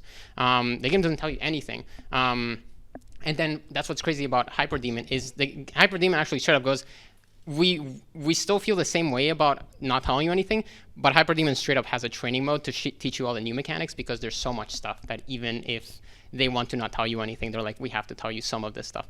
So I think it ties into the whole thing with their games as well, which is they don't want to tell you anything at all. And also maybe it's like them wanting to put the focus on the game itself and not themselves as the developers. But yeah, I think it's cool. Anyone else? Yeah. You mentioned that there's like hidden tech and devil daggers. Like, do you think it's cool for developers to like make hidden tech and not tell the player for them to like discover, or do you think they should just like tell them all the tech? Okay, that's a very interesting question. I think that's definitely one of those things where people have differing opinions, and I get it. As you can see, obviously, from the visual style of Devil Daggers, it has the whole PS1 graphics of like, you know, polygon jitter, super low resolution models and textures and that sort of thing. So I think on top of everything, they wanted to have like a sort of retro type of feel, and I think old games also just don't tell you how to play that much. That's more of like a technical limitation, I think, but it's kind of a throwback in that regard as well. And also because I would agree in saying that, I want to say that this is what they think, and I would agree if that's what they think. I think it does kind of help foster more of a community, because people go, okay, we want to get together and share these new techniques that we're finding, similar to how speedruns work, where you have a very lively speedrun community because people are finding tech. Similar with the base aspect of this game is if people are finding new tech, like I mentioned, like all these videos that I'm showing of like, here's how you do like the speed shotgun tech, and here's how you like do all of these things in Hyperdemon, blah blah blah. Like that only exists because they don't tell you any of that in the game. And I think if they did tell you that, I don't think these people would be making these games, and that's honestly most of the media I found about these games. So if it wasn't for that, there would probably be even less stuff about them online. So I think that's one of the reasons. Yeah. Anyone else? No? Yeah. Oh, okay. I have a bit of an anecdote. I once did a studio. I once got an interview for a game development shop, which I obviously didn't get. But they asked me. They were like, "Oh, what's your favorite game?" At the time, I hadn't played this, so I was like Celeste, and it still is my favorite game. But I was like Celeste, and then later they asked me, "Okay, what's one flaw with Celeste, and what would you change?" And I'm like, "Can I give you that answer for any other game? Because at least for me, I can't really find a flaw in Celeste. And likewise, I don't know if I can find any. I guess you're not necessarily asking about flaws in Devil Daggers or Hyperdemons, if there's anything I'd change. And honestly, I still don't really know, right? Like, I guess that's what's crazy to me seeing Hyperdemon come out, is it's like, I already thought Devil Daggers was like peak, and I think it still is. And I think that's why Hyperdemon can exist, is because they made things different. They didn't just improve them, right? So it's an interesting question, because that's like kind of required for what I would want to do of making a different version. Actually, yes. Well, that's one of the techniques I was going to get into, but I was like, I don't want to waste time. It's boring, blah, blah, blah. But yeah, Devil Daggers actually has a dagger jump, which is kind of interesting because, you know, rocket jumps, you jump, and then shortly after, you shoot a rocket at your feet. In Devil Daggers, you actually do it by shooting at your feet and jumping simultaneously, which is weird. And you can also do a double dagger jump, which is what you do, the first one, and then you shoot again at a specific time when you're in the air, and that gives you a bit more of a height boost. In Devil Daggers, there's very, very little verticality. You can use it if you get really far. In very specific niche scenarios, they can save your life, but most people don't really bother because they're very risky. And Hyperdemon has a lot more verticality, so they actually made it an intended mechanic that they teach you about, and you can actually do a triple dagger jump, which is ridiculous.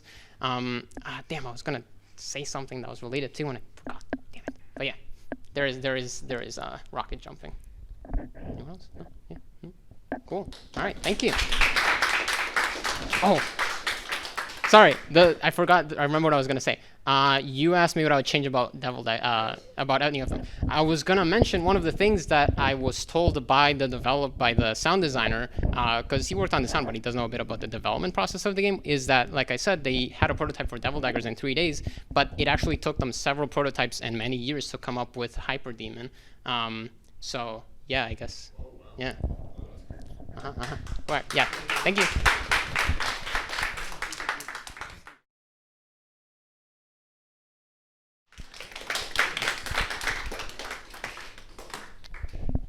Yeah, I'm definitely here to talk about something. I'm here to talk about Nuclear Throne. I'm so excited to be presenting this. Nuclear Throne is a 2015 indie game made by Dutch indie studio Vlambeer by its two members, John Willem Nijman and Rami Ismail. It's a roguelike bullet hell, and it's inspired by games like The Binding of Isaac. So if you've played that, you have a kind of a good idea of what it's like. It also inspired some later games like Enter the Gungeon. So if you played that, you kind of have a good idea of what Nuclear Throne's like. Nuclear Throne is really good, and there's so many things that I could talk about. But in this presentation, there's kind of one main thing I want to focus on, which is how the game's different systems interact in a way that makes all kinds of different play styles and scenarios possible, and how the player can really affect those systems. But first, to understand how the systems can interact, I think we need to understand a little bit about what the game is like itself. So, Nuclear Throne is fundamentally a game where your first decision is to choose a character. And at the beginning of the game, you have 4. Here's the gang. This is Fish, this is Crystal, this is Melting, and this is Eyes. So these are the starter characters that you have. You either have them by default or you unlock them really early on in the game. And I'm going to conveniently use these characters to introduce some of the game's mechanics. Starting with Fish.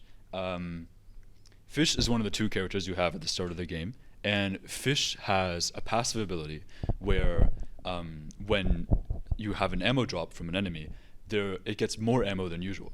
This might not seem like that much, but ammo drops in Nuclear Throne are really important, and a lot of weapons in the game might use a lot of ammo, but be very, very powerful if you can maintain it.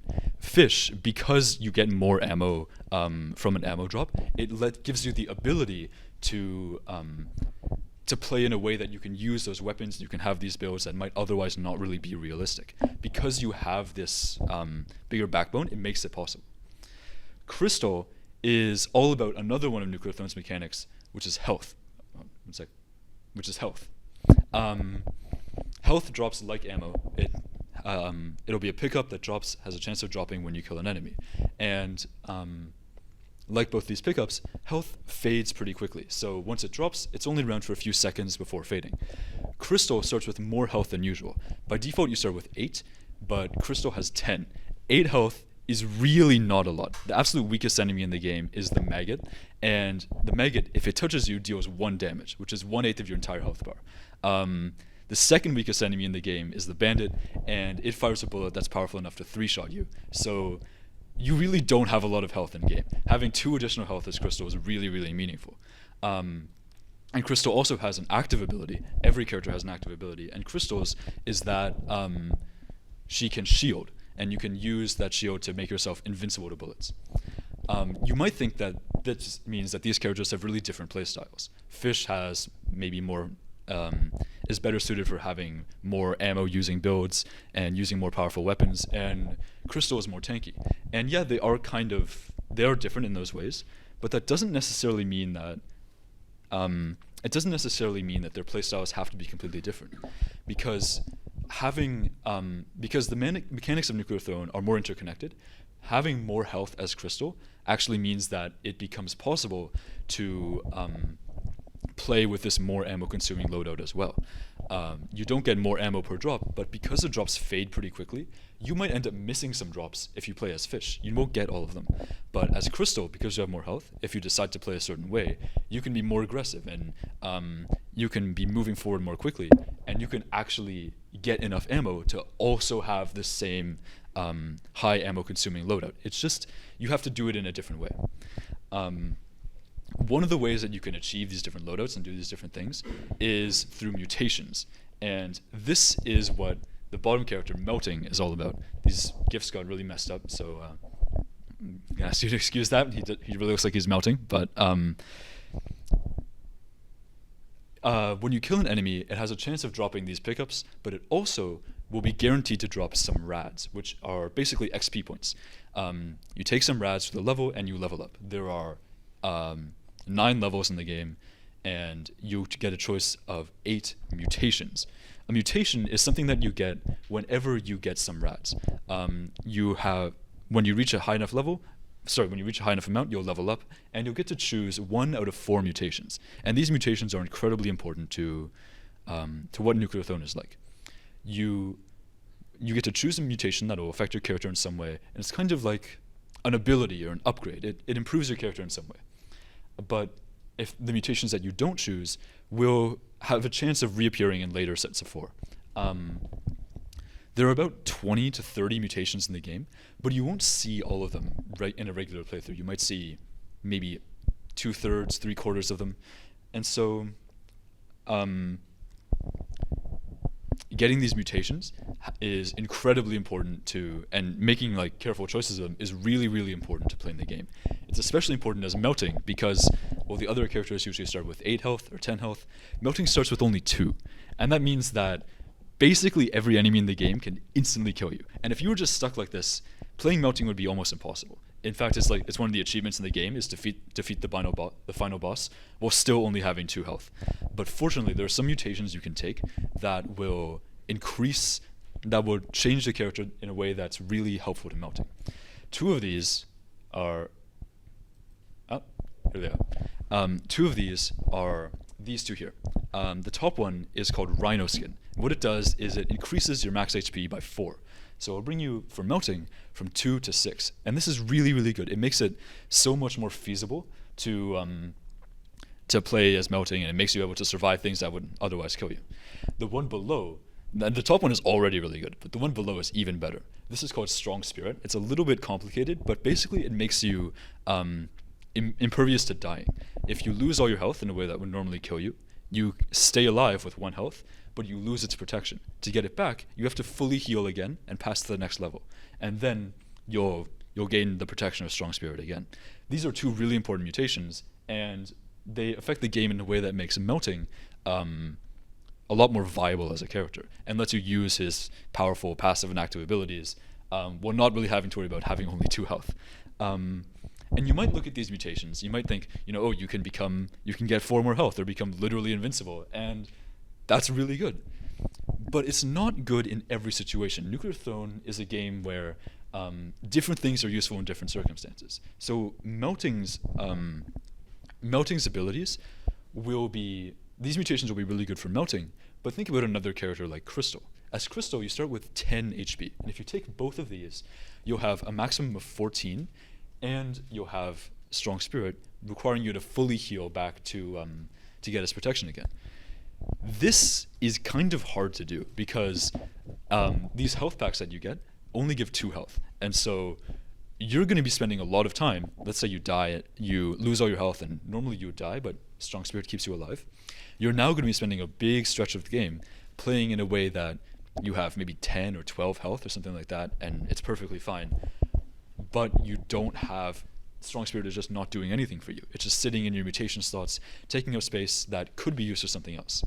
And what that means is that you really have to be situational about the mutations that you choose. These mutations are good for some characters or for some playstyles or for some situations, but not for all of them. You really have to be careful about what you choose. And all the different mechanics of Nuclear Throne will interact in a way that everything that you choose is going to be, that everything will affect the playstyle in this way. Last character of these 4 that I want to talk about is Eyes. Eyes has a passive ability we don't really have to worry about. It's not that interesting, but a really powerful active ability that you can see here of telekinesis. What telekinesis does is it pushes away bullets from you when you're using it, but it also attracts everything else towards you. And this is really strong, and it can make you basically impervious to being hit. But it's also really dangerous because all the enemies are suddenly rushing towards you incredibly fast. And so you have to be really careful about, normally, you have to be really careful about when you're using this mutation. And you have to be even more careful if you're using this one, which is called Throne Butt. Throne Butt is a special mutation because it changes depending on what character you play. Usually it enhances your active ability, and for Eyes, what it does is it makes your telekinesis much, much, much stronger. This means that bullets, and Nuclear Throne is a bullet hell game, so being damaged by bullets is really important. If you use it, bullets are basically unable to touch you. It's incredibly strong, but you have the downside that enemies are also attracted to you even more quickly. That enemies will just be rushing towards you, and if you're not careful, you can just be swarmed and killed really quickly. There is a solution to this, though. You can turn the disadvantage that you get from having telekinesis into an advantage with, with this mutation. So mutations are really important to Nuclear Throne. That's why I keep showing them. And this one, okay, this one is called Gamma Guts. What it does is it transforms the way that contact damage works. Instead of enemies dealing contact damage to you, when you touch them, you'll deal contact damage to them. And most enemies are weak enough that you can basically kill them almost instantly if they touch you. And I think it's kind of clear to see how using these mutations as eyes, where normally you really have to worry about being swarmed by enemies and you might have to play in a way that's defensive, hiding behind walls, having these mutations completely transforms that. It makes you be able to play so much more aggressively or more confidently without having to worry about the downsides of the active ability. You can transform the disadvantage from that into an advantage.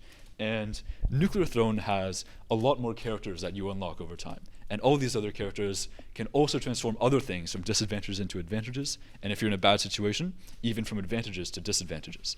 You have to be really careful about what you're choosing. But what makes Nuclear Throne so good for me, why I really, really love it, is that it lets you really transform the mechanics and the way they interact, and lets you change everything about it. But it gives you the agency as a player to do this. And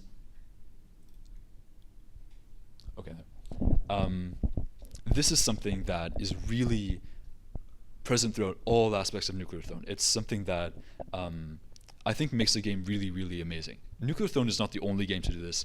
All other kinds of games, you can probably think of some that you've played, will have systems where you can make choices about how the mechanics will affect you, about how they'll change your playstyle and change the situations that you get into. But I think Nuclear Throne is a good example to do it, and also I want to do a presentation on Nuclear Throne. And one example that I'm going to use for this is this thing. This is called a proto-statue. I forgot what it was called for a sec. This is called a proto-statue. And this is something that has all kinds of complicated stuff associated with it. A proto-statue is something that appears in only 2 levels out of the 15 of the default game. And you have to attack it for a little bit, and it can be used as a way to, so I'll get to that in a sec. It can be used as a way to get to access to abilities called crowns. A crown is something that's kind of like a mutation, but it's separate. It doesn't count towards mutations. It doesn't need rads to get. And it'll give you some kind of buff. It's usually pretty useful, but it depends on what crown you choose, depends on what gameplay style you have. The only way to get crowns is by going through a crown vault like this. And you might think that, okay, going through a crown vault will just get you a crown, and that's its only effect. That's something that you should always do when you get the chance. But there's a lot more associated with it that makes it a lot more of a trade-off. It's not just a straight increase and straight upgrade that you might expect. When you to go through a crown vault, you have to open it, so you have to deal a bit of damage to it. When you open it, some enemies will spawn. These enemies can be really dangerous, especially at higher levels, and they can definitely kill you if you're not careful. But you do have to try and deal with these enemies just to open the crown vault. Then to charge the crown vault, you have to use your XP points. So when you kill an enemy, normally it drops rads, and normally you pick up those rads to gain XP, but here you have to give them up. You have to send them over to this, and you'll use that to then transfer to the crown portal. This might mean you're not leveling up as quickly, and that might be something you really want to try and avoid. And depending on what situation you're in, that can be really good or really bad for your playthrough. Once it's fully charged like this, it'll spawn another wave of enemies, so you have to deal with more enemies that can again kill you. And once you destroy it, it'll open a portal. This also means that by traveling through it, you lose everything else that's in the level. Maybe there are some good weapon drops, maybe there are some rads or some ammo that's in the level, but you just have to leave that behind when you go through here. You're really giving up a lot to go through the crown vault. When you do, you have to face even more enemies in the crown chamber. These are crown guardians, and they are incredibly strong. If you are not really prepared for them, or if you don't have the right loadout, they can easily kill you instantaneously. And so you really have to be prepared to face them if you enter the Crown Vault. Sometimes there's 2, and sometimes there's 4, and they're really, really threatening. But if you can deal with all these threats, if you think that this is okay, I'm willing to sacrifice the rads, I'm willing to deal with these new enemies that come, then you can get all kinds of advantages from doing this too. You have the ability to gain more drops by killing these enemies. They drop pickups at a much, much higher rate. You will get a crown, and you'll also increase the max tech level of your weapons by 1. Meaning you can get access to more advanced weapons earlier. It's really a question of what kind of trade-offs and advantages you want. Maybe, normally, you're really interested in the crown, and just getting slightly better weapons is just like a nice side effect. But if you're playing a certain way, you can try and maximize the tech level of the weapons you get. And just getting the crowns is either a nice side effect or something you don't even care about. The highest tech level you can get is 7, which is a huge increase. And what makes this so interesting, what makes this such a good representation of how you can affect the systems of Nuclear Throne, how they interact, is that you get to choose how to interact with this. You can just, maybe you want the extra pickups from the enemies, but you don't want to go through the Crown Vault. You could just open the portal, kill the enemies, and then destroy it before it's fully charged. You'll get more pickups, and you can kill more enemies, but you don't have to worry about losing your rads or losing everything else on the level. Maybe you want to focus on the tech increase that it gives, or on the crowns that it gives. You can even focus on some other aspects of the game, like the proto chest, which I won't get into, but if you played Nuclear Throne, it can be a big advantage too. It gives you access to much, much, much more advanced weapons from much earlier in the game. You have the ability to choose which parts of this mechanic you want to interact with. And based on what sort of character you're playing as, what kind of abilities you have, or what kind of weapons, that'll really change sort of the character of your run. It'll really change how things happen. And to show, to kind of demonstrate how these things are, I'm going to ask you to choose a character. We're going to do a really, really short sort of demo playthrough of Nuclear Throne. You're going to choose a character, and you're going to choose 2 mutations. But here are the 4 characters you can choose from. Please choose your favorite and vote for only that one. And we're going to do a really short demo playthrough to try and have you think about how these mechanics interact. So we're starting with Fish. You have a dodge roll, and you get more ammo per weapon. Anyone who wants to play as Fish, put your hand up now. Okay, that's 4. Next is Crystal. You have the ability to shield, making you impervious to bullets, and you get more HP. Anyone who wants to play as Crystal, please put your hand up. Damn, Crystal's not popular.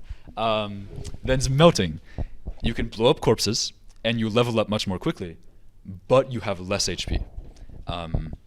Anyone who wants to play as Melting, please put your hand up. Okay, that's 4 again. And Eyes. You can use your active ability to push away bullets, and but using your ability lets you pull in everything else. Anyone who wants to play as Eyes? Oh, okay. Eyes it is. So try and keep this in mind. You're playing as Eyes now. These are the mutations you have. You've played through the game a little bit, you've leveled up a bit, and now you're given the choice between these mutations. Normally there's 4, but I'm just doing 3 for shortening the presentation. Rhino Skin will give you 4 more HP. Trigger Fingers will give you a faster reload after a kill, and Plutonium Hunger will let you attract pickups and rads from further away. Anyone who wants a Rhino Skin, please put up your hand. It's 3, okay. Anyone who wants Trigger Fingers? Anyone who wants Plutonium Hunger? Ooh, I think Trigger Fingers barely won that one, but that was close. Trigger Fingers is a really interesting choice here. And actually, any of you who voted for Trigger Fingers, can you explain to me a little bit about why you did that? Why do you think that was a good choice?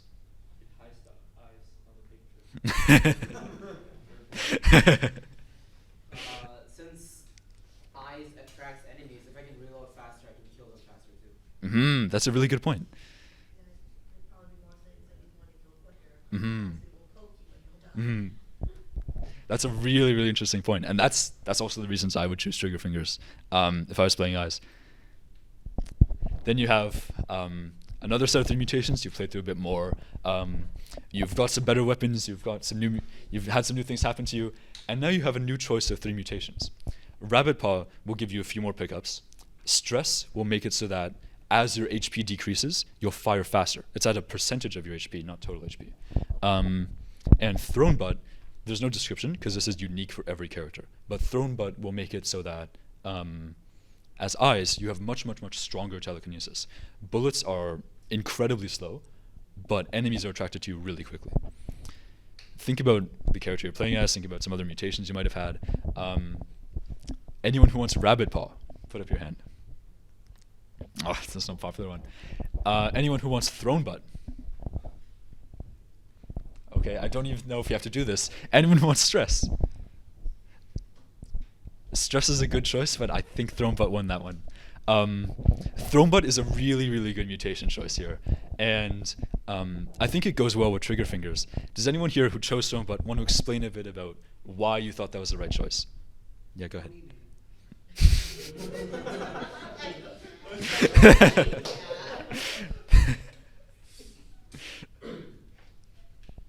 Go ahead.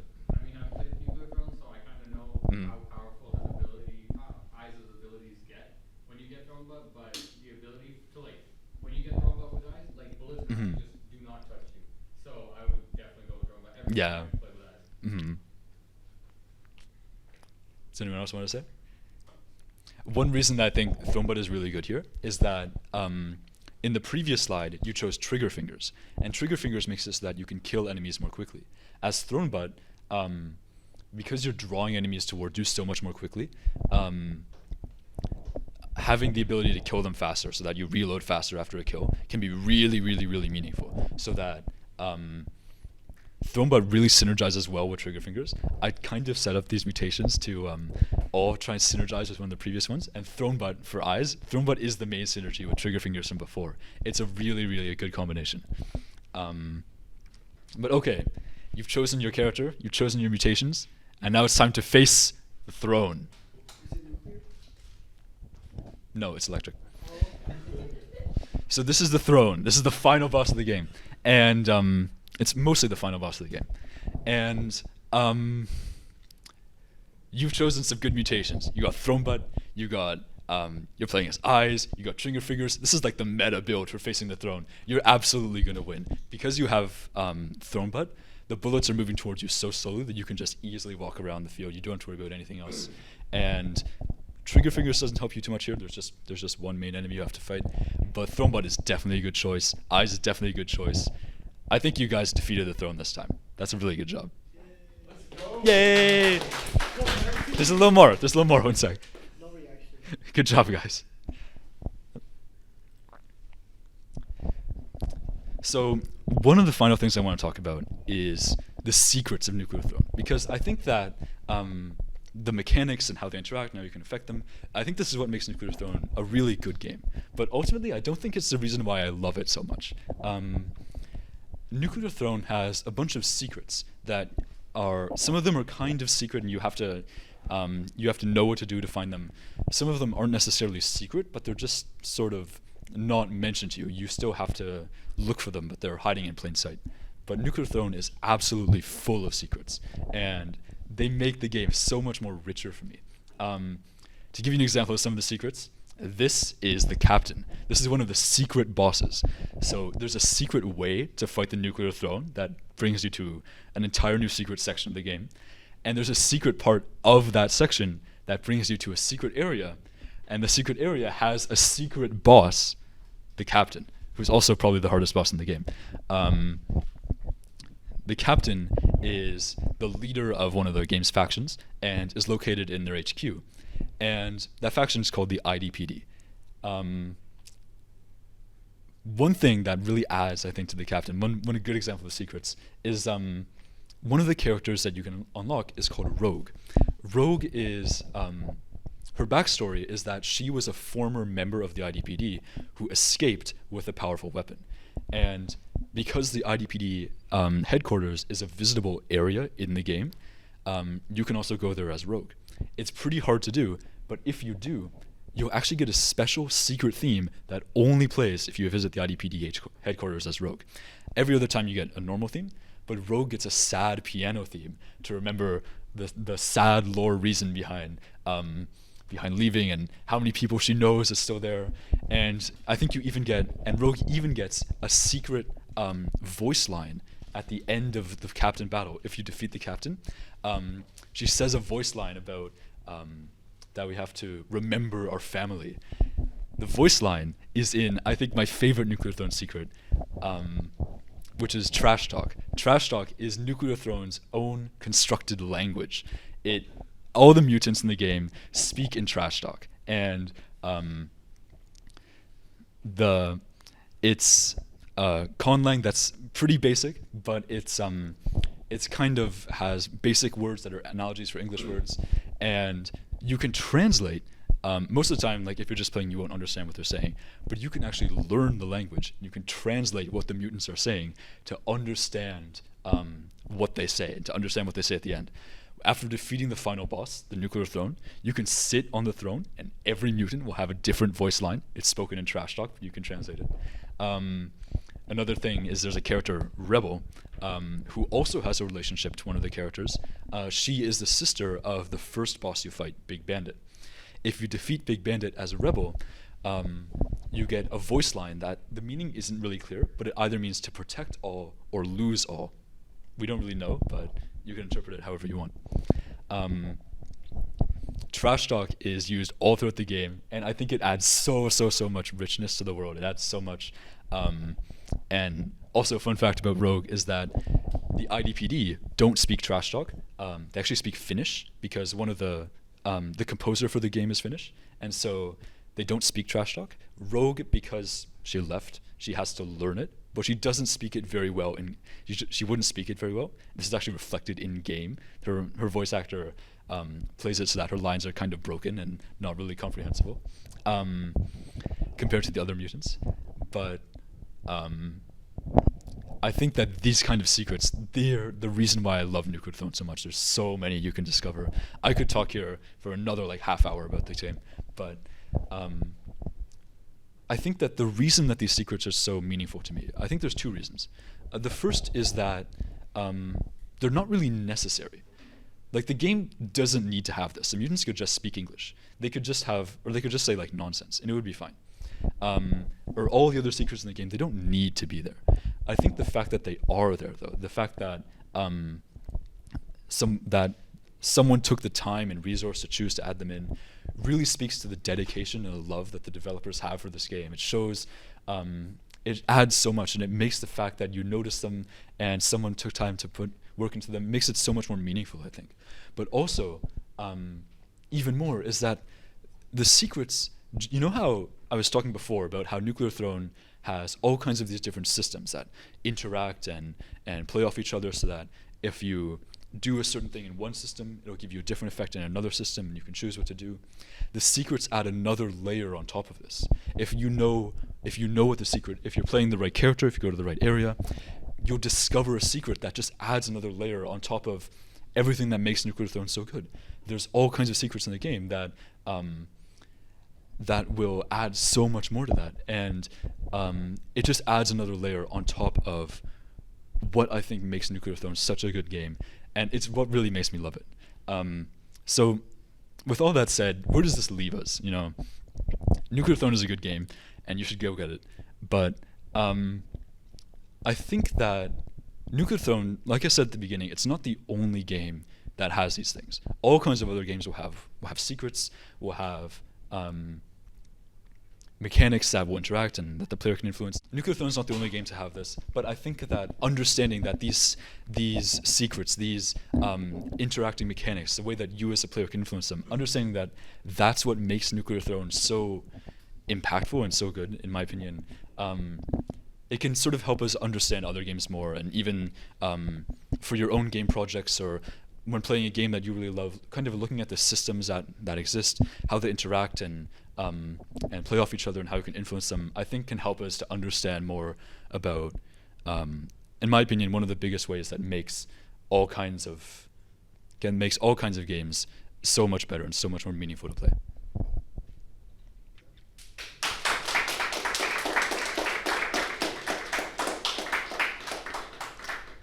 Yeah, go ahead. Who do you mainly play as in Nuclear Throne? Recently I've been playing Rogue. I'm trying to get the Rogue beast skin. I got the beast skin, so now I've been playing Melting because I'm trying to unlock Skeleton. And yeah, if anyone else has questions, please go ahead. I have two questions. Mhm. One is, at the beginning you showed 3 mutations. Mhm. You showed Rhino Skin. 1 sec. Gamma Guts. Gamma Guts, that's the one I'm thinking of. Gamma Guts makes it so you deal contact damage to enemies, right? But does it also make you no longer take contact damage from enemies at all? Oh yeah, that's right. I'm sorry, I forgot to mention that. You don't take contact damage. Gotcha. Okay, I never knew that, and I never Mhm. got it because I took damage. I'm like, I don't want to take damage. And then the other question was just how far have you made it? I assume you like beat the game and done like loops before. The furthest I've gone is I think loop 2, area 1, something like that. I don't remember if ice or the crystal area or Mhm. the ice area is Mhm. further, but I've only gone there like a couple times. Hmm. Is there anything you would change in this game? Oh my god. No, it's a perfect game.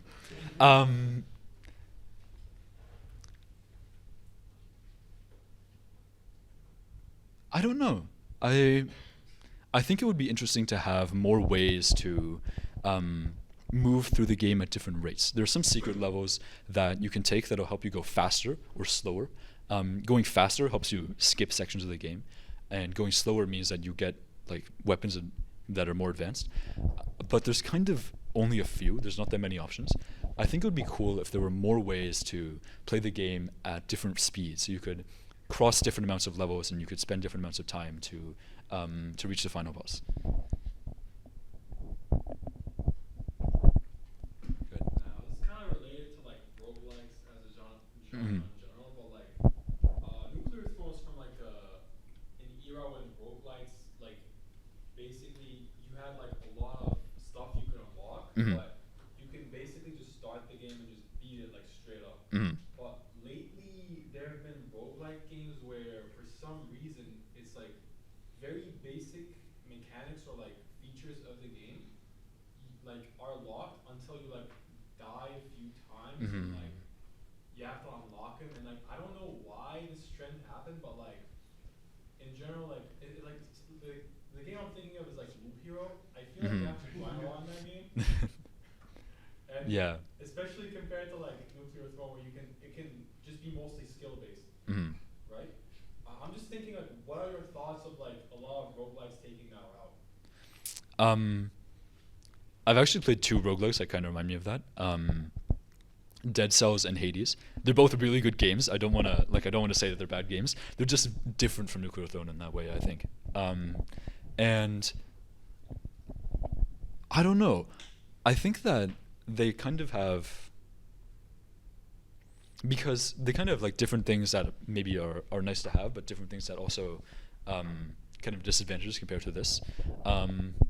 Playing a game like Nuclear Throne, where you have everything unlocked from the beginning, can be overwhelming for a new player, I guess. And so, it can kind of give a higher bar of difficulty. Whereas something like Hades, where you start off kind of having a really hard time getting past the first few areas and not only having one weapon and a few boons, and then you get more over time. I think it can give kind of a smoother entry. It can be almost an easier entry for new players. But at the same time, I wish that we got more of both. I think I like the. I know that's kind of a non-committal answer, but I like. I really like games like Nuclear Throne, where you have everything unlocked at the beginning, and you discover more things over time. And actually, if you were here for my previous presentation, I was talking about Rain World, where you also have basically everything unlocked from the beginning, and you kind of have to discover them over time. I think the other kind, where you unlock things over time, is valid, and it's okay. But my personal preference is for games more like Nuclear Throne, where you start with more abilities.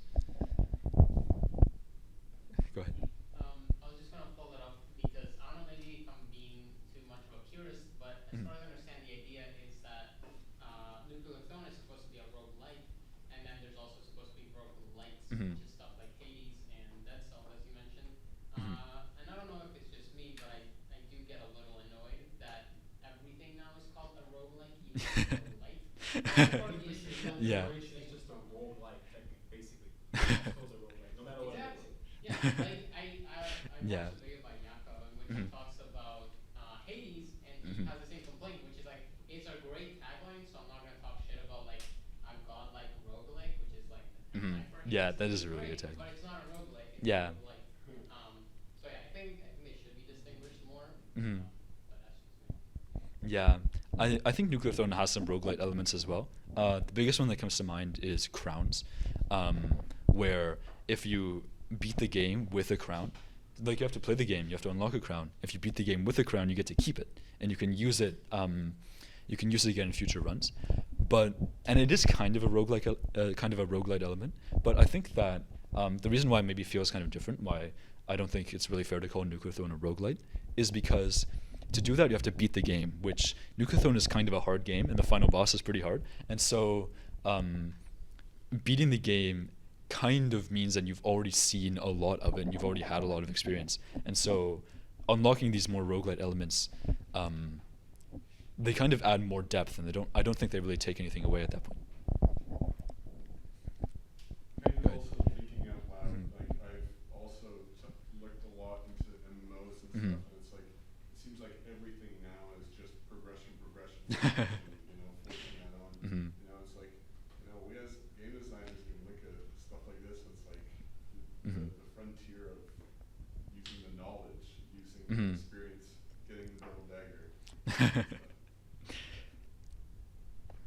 Yeah, absolutely. I feel that way too. But I don't want Nuclear Throne question and answer period to drag on too long. It's already almost 4. So yeah, I think I'm gonna end it there. If you wanna talk more about it, then please catch me after.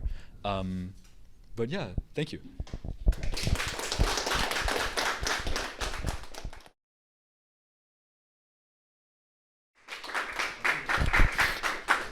Thank you so much. I'm going to take this opportunity to also say, if you ever want help, reach out. You don't need to stay isolated. Stuff's happening. We're all here. We're a tight-knit community. Anyway, I'm going to be talking about a game called Fist, and I want to focus on the beauty of our decisions. Once again, thank you everyone for inviting me. I'm so pleased. My name's Tigran. And last time I was here, I was talking about a crazy experience I was having with this game called Rooftop Cop. So it's just a quick recap. It's 2020. I'm trapped, COVID, and I got this free bundle. It's the Itch Racism bundle. They were raising money, and it gave a huge amount of games for supporting a great cause. And I'm bored. I go through this game, and an image sears itself into my mind.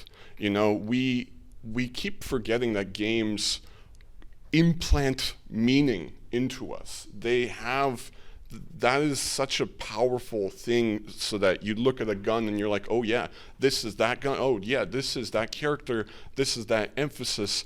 And just this beach, just walking around here was so moving for me, and I wanted to explore a lot about just the small details. I just kind of want to hear all of you talk about details, because it's just like the smallest things making the best thing. One Steam achievement or one voice line, those are the coolest.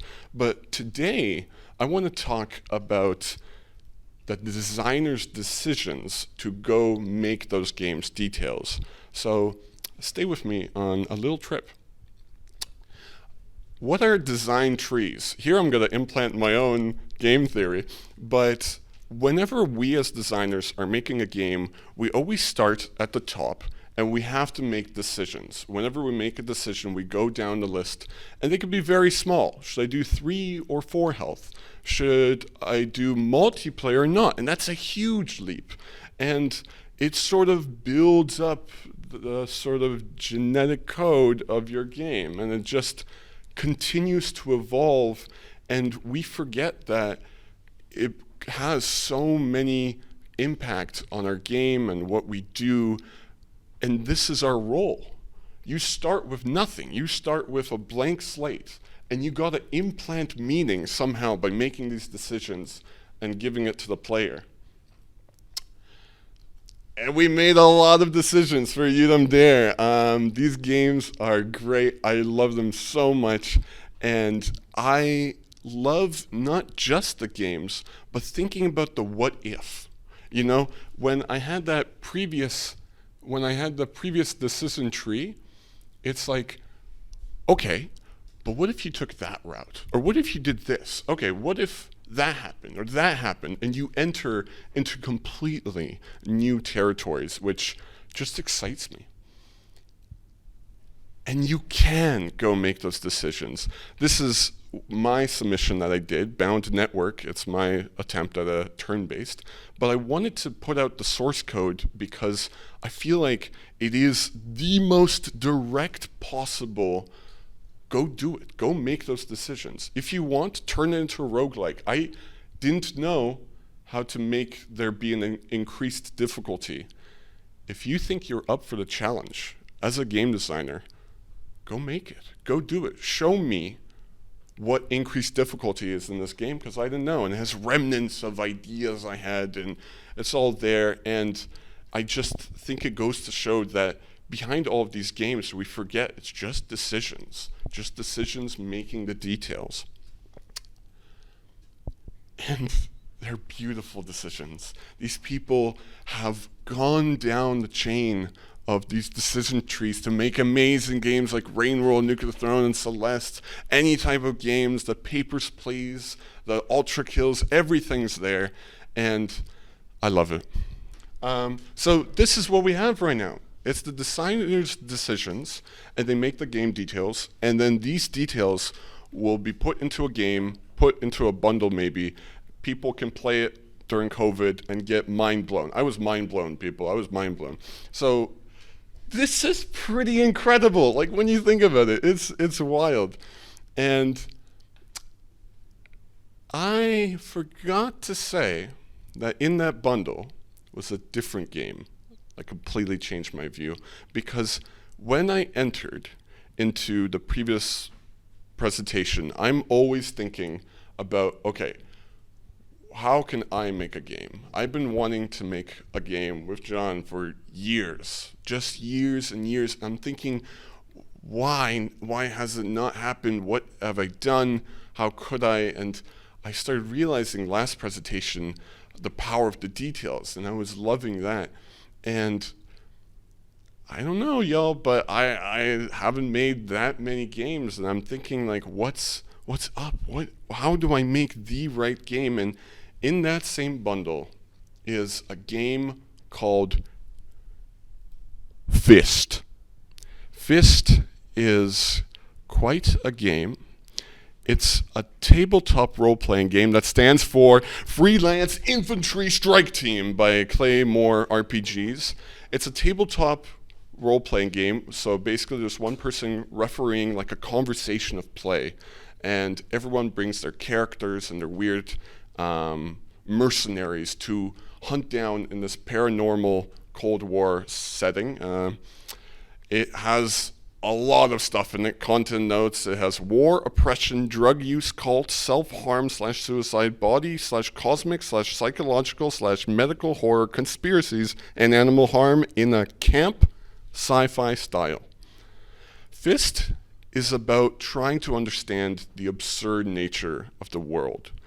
And I started looking more into it. I started messaging friends about it, of just like, hey, there's some cool stuff in here. I started realizing the game mechanics are really cool, and I fell in.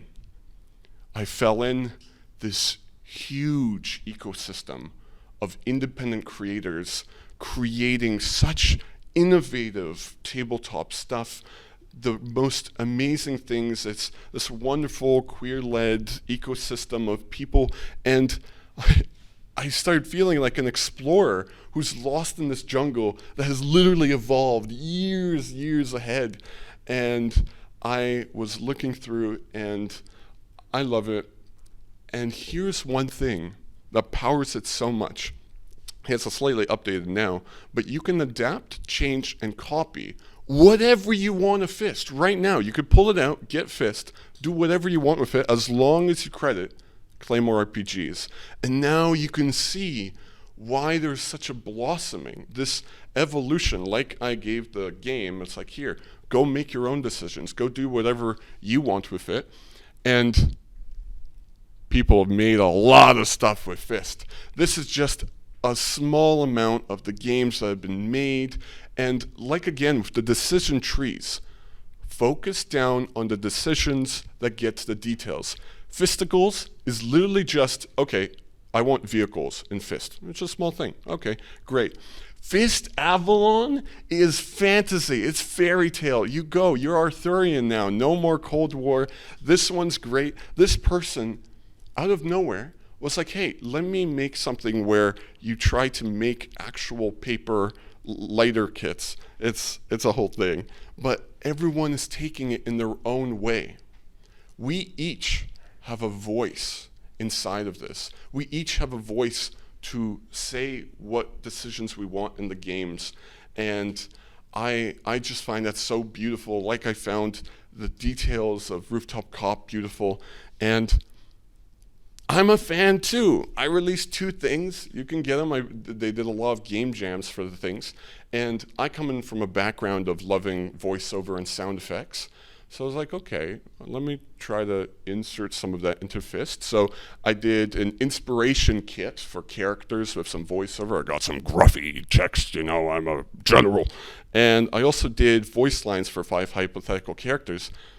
And I got the wildest responses. I thought this was like the most obvious thing from video games, sure. And these people were messaging me like, hey, this is mind-blowing. Like, no one has done this in the tabletop space. And it just goes to show that like each of us can really bring something to the table, and it really adds a lot to these games and these ecosystems and the merging. And this is how I think we really should use the decision trees. Note down what creates the things in your game, what choices you made, especially if you're working with someone else. It's like, okay, why did this come about? Well, I answered if this is multiplayer or not. I answered if this should be fast, if this should be paced. And when you get these decisions down, someone can come to your project and be like, yeah, I understand what's happening, I understand what's going, and let me keep going. And now we have the wonder of collaboration. One designer is creating details that impact the other person's decisions, and then they go here, and then they actually say, hey, you should add vehicles. And then Fisticles is made, and everything goes down. And this is just the beauty of the collaboration that's possible. And we can work together. And you can make those decisions, and everyone's chiming in, and you create the ultimate game, the wonderful game, the right game, the perfect game. It's great. So, I realized that I was wrong. I was really wrong. I realized during my first presentation, details were because I lost sight of the fundamentals of the game design. I lost sight of making the meaning, implanting the meaning into what we love. But then I'm thinking of this presentation, I'm reflecting, and I'm horribly wrong. Something's off. What have I lost? What is happening? And I realized creativity is vital. It's the way we heal each other. That's what Ethan Hawke said. And I started realizing that's because we've forgotten about us. We have forgotten the fundamental thing that put the game into the world, the fundamental thing of communicating just between us. So, okay, there's this game design. If you flip the coin 4 times, it creates to this. But maybe if we add some more counterattack to this, it can impact this screen, and this can happen to that. The systems that, no, it doesn't matter. What do we want? What do we want? You know, do we want to make complex spreadsheets that people would just look through? What do we want to do? In Fist, they cite a lot of sources. Here's all the people who play tested and inspirations. And just one text that really I love is the special thanks all the fun, clever, and creative folks who made the Fist Discord and Ultra Edition possible. And the creator thanks Janet, Randy, and Max, without whose kindness I would likely be homeless or dead. And I'm like, right. Like, Fist does not matter. Does it have to matter? It matters because it's us connecting. It's us trying to understand the weird world we're in. That's the whole idea of Fist. That's why they all connected. And this is the reality of us contributing to our voice, because when we look at it, this is the beauty. The rain world, the nuclear throne, the celestial, forget about that. Forget about it. It doesn't matter if we think about the people who did it. Look around, you guys. Look around. These are the people that hold the same passion to express somehow through these games and really implant the meaning. And I'm finally understanding this. I thought I needed to try to figure out the details, but no, I just want to make something with one of my best friends, my best friend. And I want to make something that my brother will like. And once I made a game in 2 days, and in it I recorded some voice lines, and I didn't really like it. It was like, okay, it's this random, the mechanic doesn't really work. You could just immediately, and I showed it to my brother, and I got the loudest chuckle from my brother ever. And I forgot, and now I'm remembering that it's about us. It's about us just communicating, just being together. And I lied. This presentation is about the beauty of us. Remember that. Remember it, please. It doesn't matter about the right game. I could see it now. The details, sure, they're beautiful, but it's just the little inputs of ourselves we put into the game. And all of us here, with our collective minds, we could do so much. And I think that that's beautiful. And I've always floated around of what can we do? How can we push forward? And I want to hear from all of you. I want to hear about what you hate about this thing or what you hate about this thing, collaborate somehow. And I'm going to take out a notebook, and I want to get your signatures and some of your ideas going and just going for it. And thank you all so much for listening to my talk. Remember, you're powerful, and thank you. Thank you. Thank you. Thank you. Thank you. I misled y'all. But any questions? It's pretty straightforward. Not Okay. necessarily a question, just want to get a better understanding. Could this be like I see some people in the game community who are against modding or something, or think that modding kind of detracts from the vanilla experience, and it's like they're grasping at something that's not there. They're I suppose this is sort of an antithesis to that. They're forgetting that the style of the game is really just what the original creators thought of.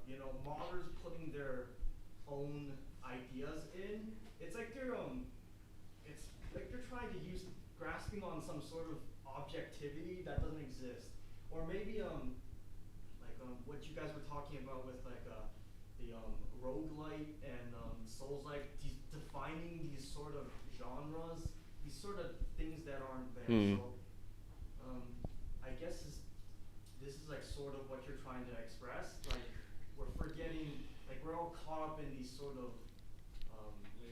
labels and stuff, and then we're forgetting the fundamentals of what a game is. Yeah. I think exactly to that. The creator had a vision. They put it out there, and I mean, I kind of want to also leave it a bit open because we start to understand it's like, right, this.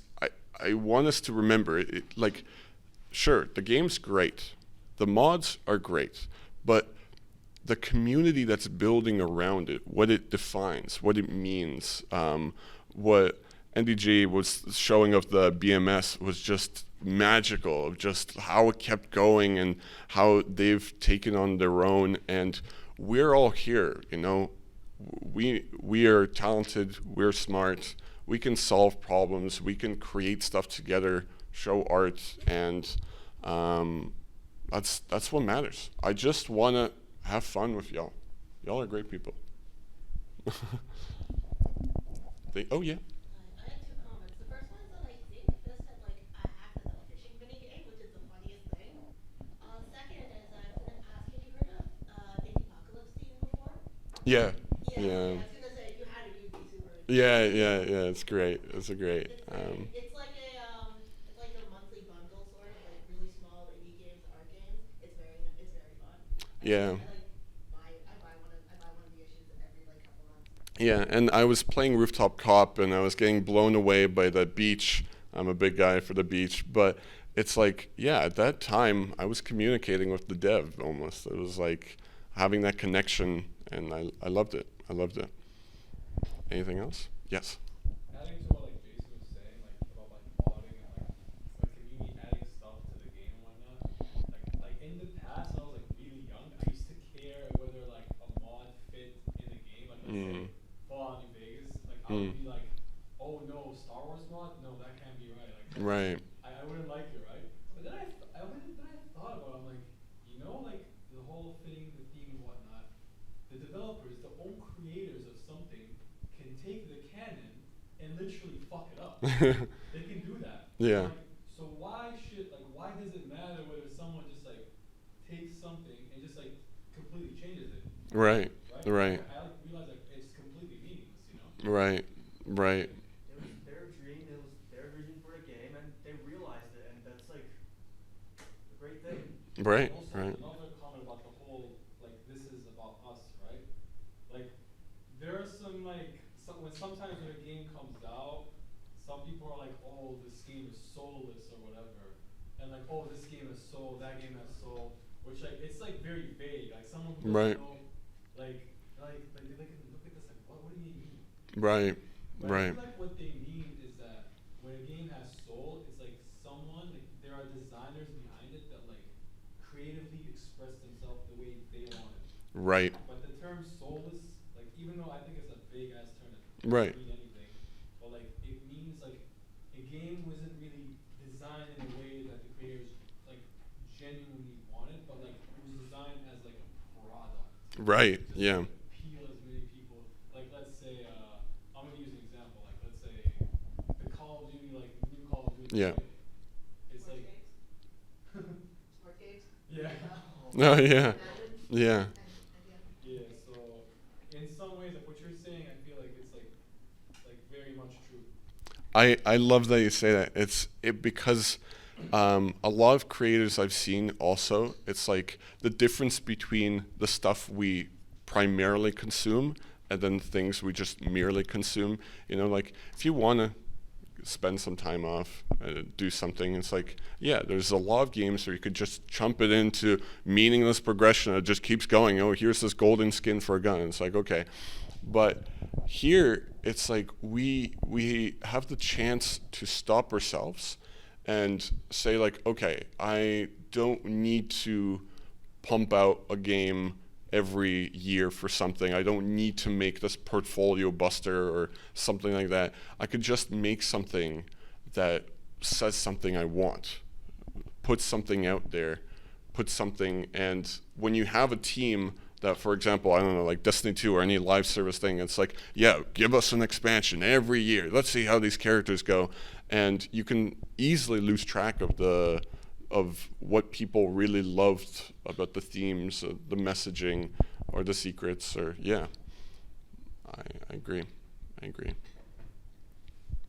Solar Solus. Yes. So, ultimately, your conclusion was that games or any form of art is more than just the people who make it. It's also about the people who engage with it and connect with it. And similarly, for your game in Udemy Dare, you talked about how you ended up giving away the source code so that people can evolve on your art. So, my question is, when you design a game, do you design with that intent in mind that you want people to engage with it and make it grow? Or is that something that's just a byproduct of what you do? Admittedly, I have recently begun to think more about like what creative opportunities could come out of this. What could I think the idea of, you know, I think all of us have that one game we've touched with a level editor, you know, that one little creative plug you can throw away your ideas into, and I do really like that. I really like that idea. I've also been wanting to show more of my sources just in general of like, here, if you want to follow through, you know, like here's what got me to here. If you want to see how I got here, you want to do the same steps, go through. But yeah, I think that's one of the biggest powers. And whether or not Jayde does do a Devil Daggers like, you know, it's like, or a Mega Man like, or anything like, it's like you are continuing to evolve it. I just think personally, I'm very curious in how other people engage with it. So I try to put as many customization options in my games as possible, but it does, you know, if you get used to it, you can put a bunch of sliders and say like, hey, change the speed, change anything. This is your game. You bought it. Anything else? Great. Thank you.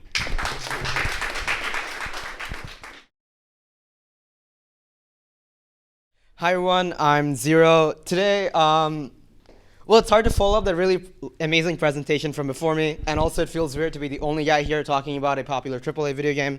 But here I am. Marvel's Spider-Man is one of my favorite video games of all time, and there's so much about Spider-Man that I love that if I go on about right now, I could talk about for hours, so I save that for the end. So the first thing about Spider-Man that really gets it right for me is understanding understanding what the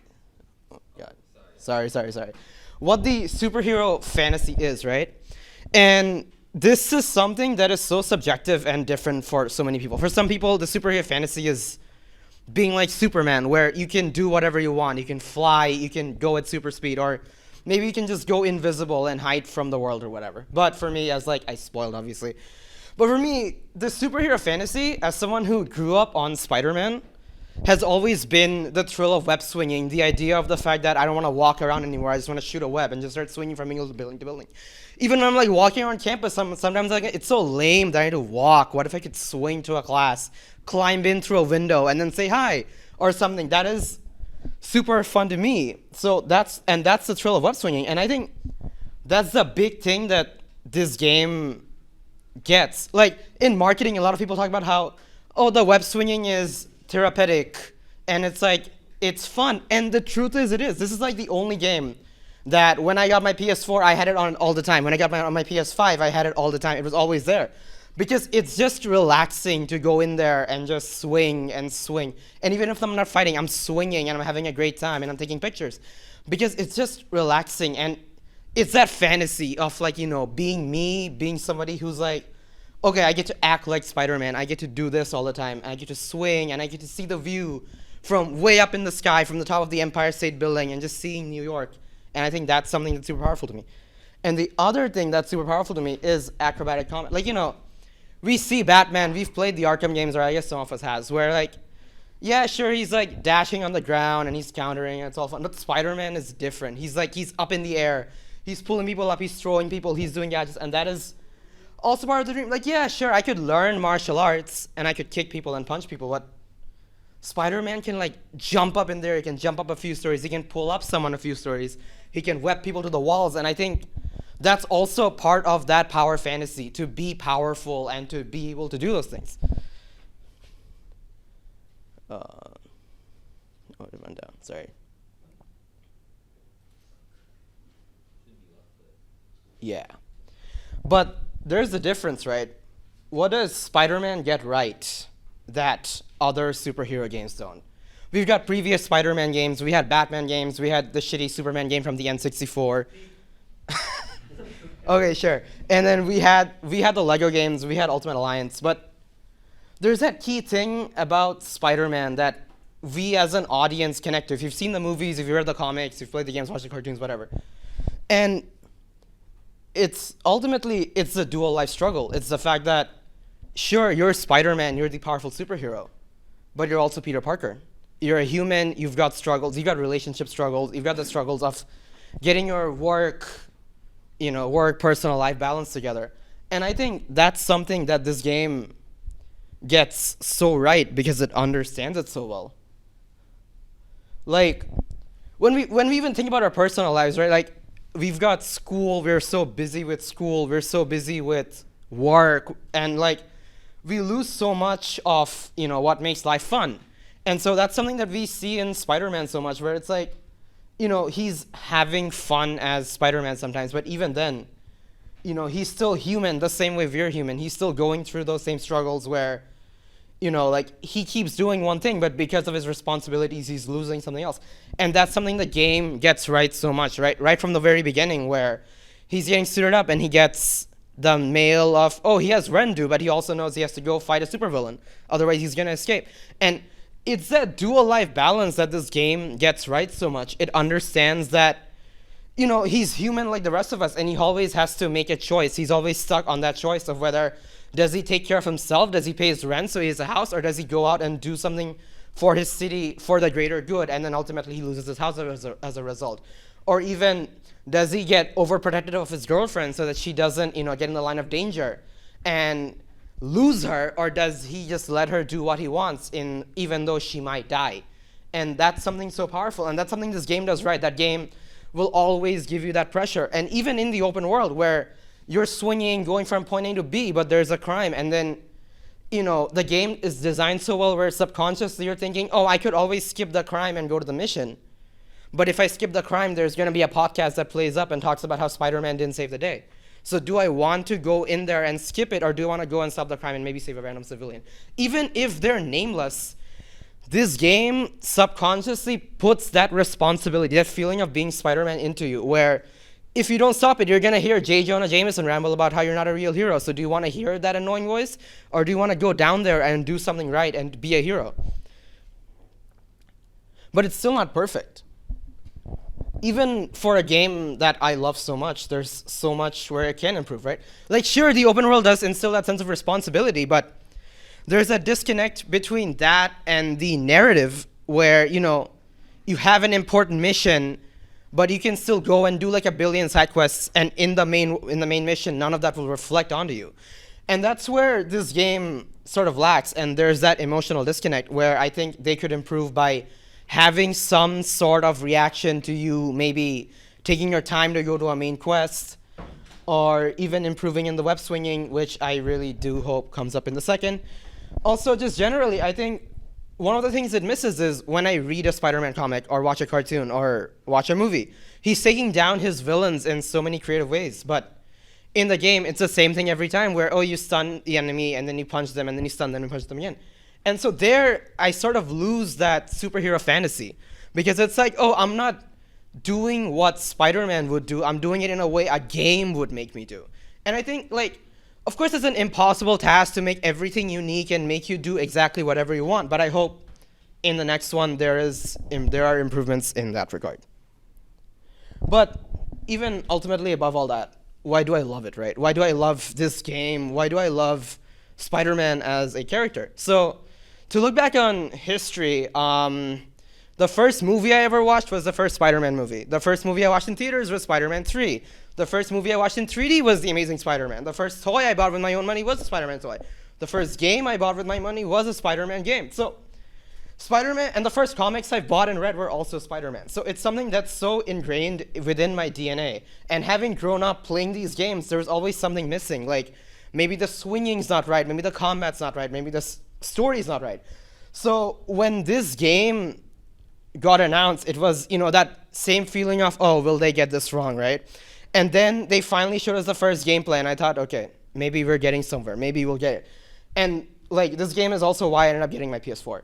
And then I played the game for the first time, and when I played the game for the first time and I went through the opening cutscene, I cried. Because this is Spider-Man done right. From the opening get-go, the dialogue, the action, it's everything I expect it to be. I'm fighting in the air, I'm swinging perfectly. It gets it, and this game was the first time in a long time where I just sat down on my couch and played a game for like 12 hours straight. And to that end, and like to everything, it reignited my love, not just for the character, but also for gaming in general, to look and be like, one of my favorite characters gets a game done right. And it inspired me to even look at game development and that sort of thing, where it's like, if people can do this, if people can put their love into something that they grew up with and put their own spin on it that other people can also love and connect to, why can't I also do that? Like, not just for pre-established IP, but also for my own things, right? And like, it's the love for it. Like, every time you play the game, there's such a love for the character. There's such a love for everything. When you're swinging and you go into photo mode, you can see the amount of detail put into it where you make sure that, yes, the web is connected to a building, to a point. When you're punching, you can see the detail, yes, that fist is connecting to a face or kick is connecting to a face. And even down to the details where you're collecting stuff and it's like, oh, these guys love the brand. There's references to everything. But they also are brave enough to put their own spin on it. Like, obviously, it's a classic costume, but they were brave enough to put the white symbol. They're brave enough to make a mark on a character that's so old. He's like 60 years old. So why can't I do that? Like, I'm just a guy, but if these people who grew up with something can also put their mark on it, then I should be able to too. And that is in part super inspiring to me. And that's why I think it gets the superhero fantasy right, why it gets Spider-Man right, and how it could improve. Screenshots were all either taken by me in the game or they were promotional material. And yeah, that's about it. Does anyone have any questions? Thank you. Yeah. So I'm just curious. I know this is probably like your favorite depiction of Spider-Man, but I'm just curious. What are your other maybe like contenders, honorable mentions, or just other favorite versions of Spider-Man? Into the Spider-Verse, Peter B. Parker, definitely. Andrew Garfield from the Amazing Spider-Man movies, and the Spectacular Spider-Man cartoon, the Spider-Man Shattered Dimension and Edge of Time games. Yeah, and also the comics, obviously. See, Fortnite, I'm jealous because I bought the Battle Pass and never finished it, so I'm salty towards it. But the web swinging is really good. Yeah. Any other questions? Yeah. I know that probably Spider-Man is like an important character, and so having a Spider-Man game like this is important. But do you feel that way about any other characters? Batman, Flash, Superman, Nova and the Guardians of the Galaxy, Captain America, the X-Men, specifically Cyclops and Storm. Yeah, that's about it. Any other questions? Yeah, sure. Do you think, like, you were complaining about how the levels were, like, the missions were designed, like, considering even though it was an open world game, right? Yeah. Yeah, I was wondering, like, how do you think that, although I don't know if, like, you know how to, like, answer, but how do you think, like, what do you think could have been different about them, you know? Oh, like, as in, like, to my complaint?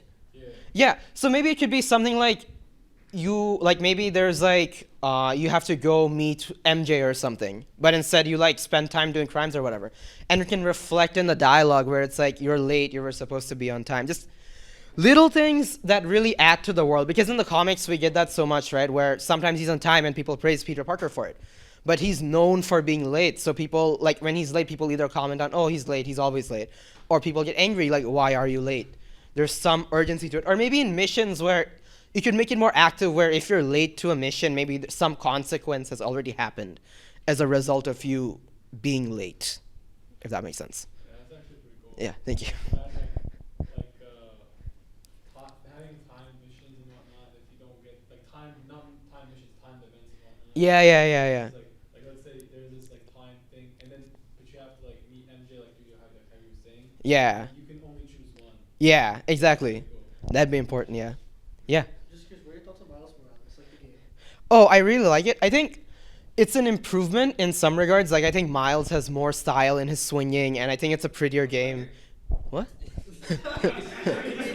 Oh, that's exaggerated swag. And I love how New York looks in the snow, but I wish the story was different because on a macro level, it's the exact same story as the main game, just shorter. So I wish there was more to the story. Yeah. Anything else? No. All right, cool. Thank you so much for letting me present. And I hope you guys check out Spider-Man 2 October 20th. I had this made like a year ago because I was just like, what if a club wants me to do a presentation? Like I'm being dead ass. Like this was before even the Mega Man timeline thing that I made last time. So I've been like practicing this in my head for at least a year. Like just literally like pretending. Oh, okay, we're good. Yeah. How do I go to the next slide? Okay, I guess I'll just introduce myself real quickly. So my name is Kaisaan. My pronouns are he, him. Third year computer science. I like Mega Man. That's probably the first thing you learn about me. I also like Mario. That's like the second thing. And then the third thing you'll know about me is that I like Castlevania. I also like other games, but I don't do game dev yet because I'm lazy. But I do ROM hacking sometimes. And yeah, I like Mega Man a lot. But we're not here to talk about Mega Man. I did that last time. But another series that I really, really love is Castlevania, right? And just like Mega Man, where I have a lot of things to say, but I don't know how to like contain it, I'm doing a timeline of the Castlevania series because I think that's probably the easiest way for me to contain everything. So we're gonna go through the entire Castlevania timeline. It's about an entire millennium long, so it's okay. There's like 15 games in it only, compared to Mega Man's like 70 plus. So there won't be any spoilers. I'll try to like keep things open ended. You probably know that you defeat Dracula at the end of most things, but it's about the journey and all that. And I just want to say, don't play the games in this order, and also don't worry too much about the story. You can literally just play the games in whatever order you want. You can play, like, you don't have to play all of them. You can just do whatever.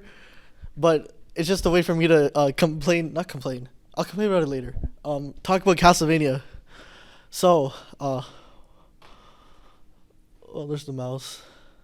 All right, so let's go to the Crusades. Y'all were expecting that. I don't know how much y'all know about history, but the Crusades were a pretty big event back in the day when there was a fight of like over the Holy Land between the Christians and the Muslims, for Jerusalem, I believe. And so the first Castlevania game in our timeline starts with a guy named Leon Belmont. That's the guy in the background. He is one of the church's strongest warriors, and with him is his friend Matthias Kronkwitz. And Matthias is the tactician, so it's like Fire Emblem, I think. I don't know. But basically, the two of them were like really good, like the MVPs of like, I don't know basketball terms, but they'd be like the MVPs or something of like the church. And they're like winning everything. But then one day something bad happens to both of their wives. Well, specifically Matthias' wife passes away and the dude's just kind of bedridden. Whereas Leon's, his betrothed, which is what they use, it's like his fiance. They use that term specifically, but his fiance goes missing into this weird forest thingy called the Night of the Forest, like the Eternal Forest, where it's always night. And even though Leon is a knight, he has to give away his sword and kind of just walks in like with like no armor, nothing. Well, he has clothes on, don't worry. But he enters the Forest of Eternal Night, where somehow it's always night, and he meets this guy named Walter, who is a vampire. Vampires, right? You'll be seeing vampires a lot. But Walter is the one that kidnapped Leon's love, and Walter is this guy over here. That guy. Matthias is that, and Leon's in the back, as I mentioned. And basically, how is Leon gonna fight this vampire? Well, he meets a person named Ronaldo who's just been sitting there, who has beef with Walter, but can't actually fight Walter because he's not strong enough. But he does have this whip of alchemy. Yeah, a whip. That might be how the vampire killer is formed. You'll have to play the game to find out. But basically, this is like the origin story of how the Belmont family becomes what it is. The bloodline of fighting a vampire. It's like JoJo, but this came out, I believe, before JoJo. So if you like JoJo, you'll probably like this. You like fighting vampires? You like seeing like bloodlines fight vampires? That's what Castlevania is about. We also see,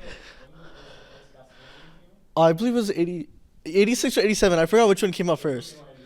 Okay, then my bad. It's a year after. Then it'd be 87. One of them was 86. One of them was 87. So this is actually a JoJo ripoff. So if you like JoJo, you'll definitely love Castlevania.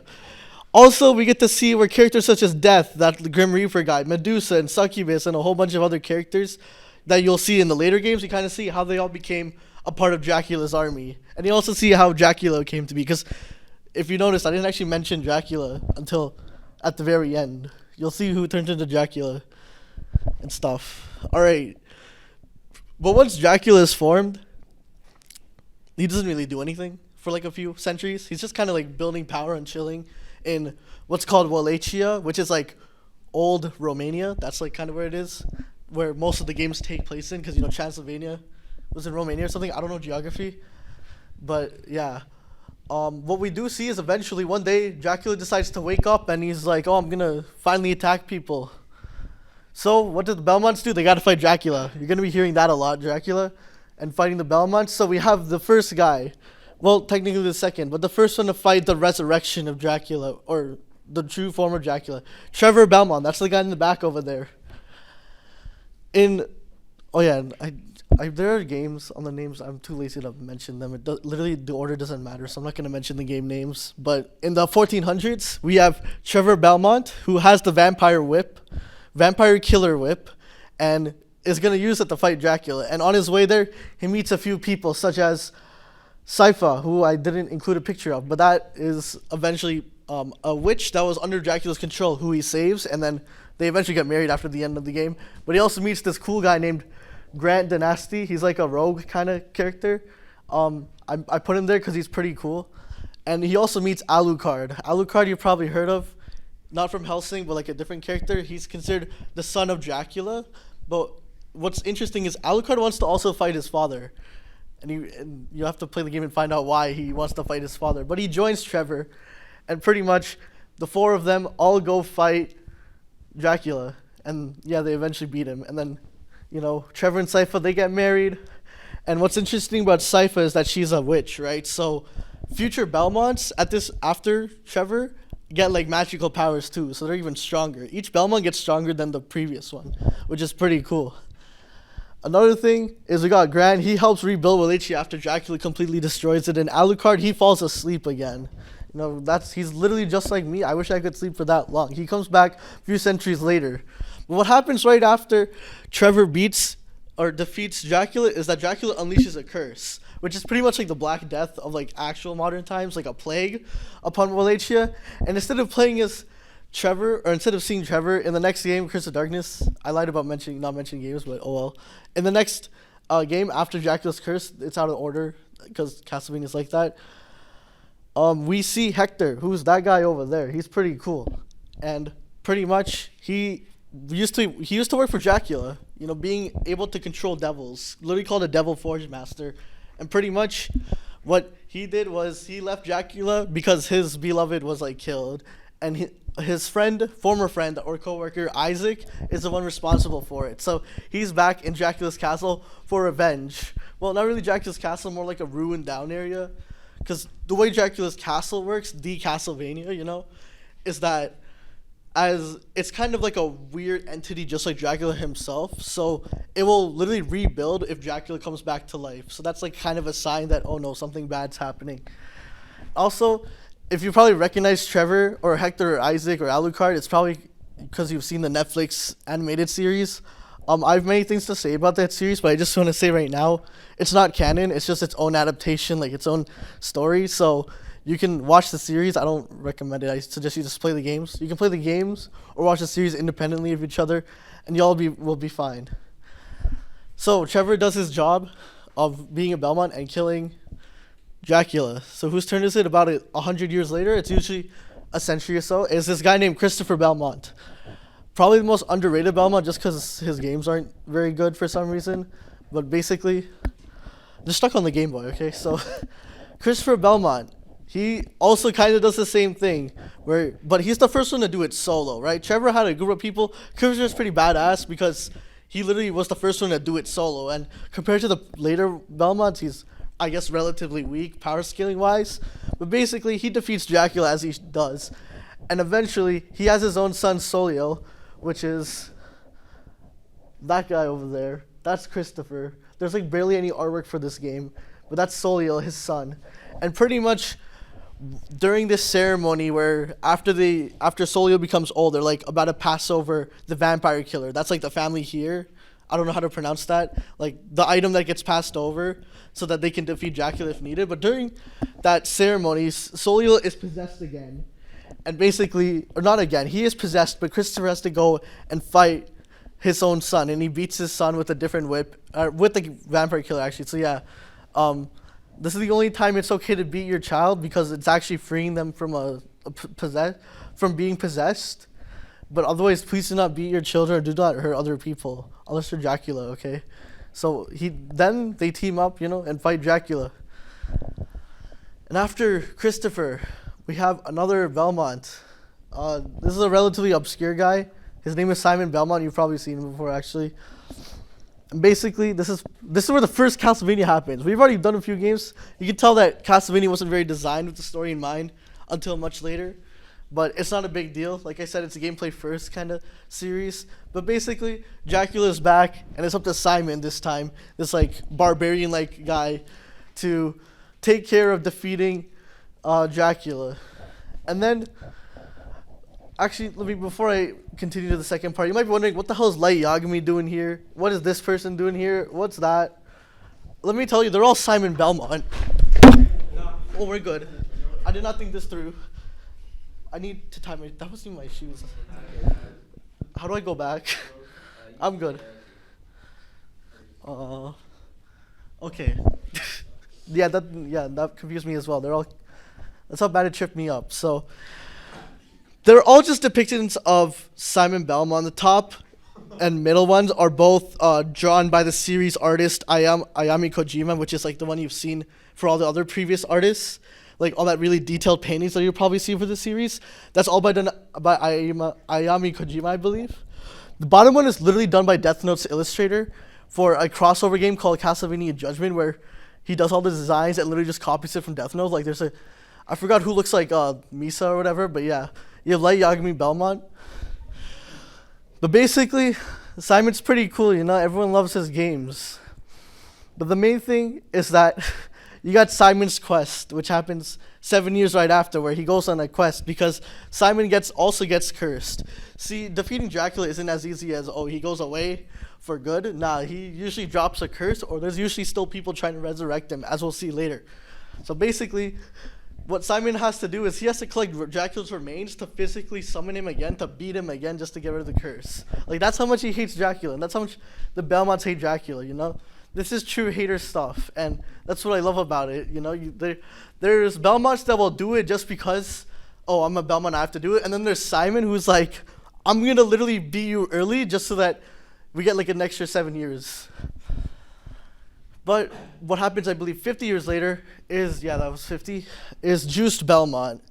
This guy, he's a pretty good magician thanks to, or like spell user, thanks to the genes of Sypha.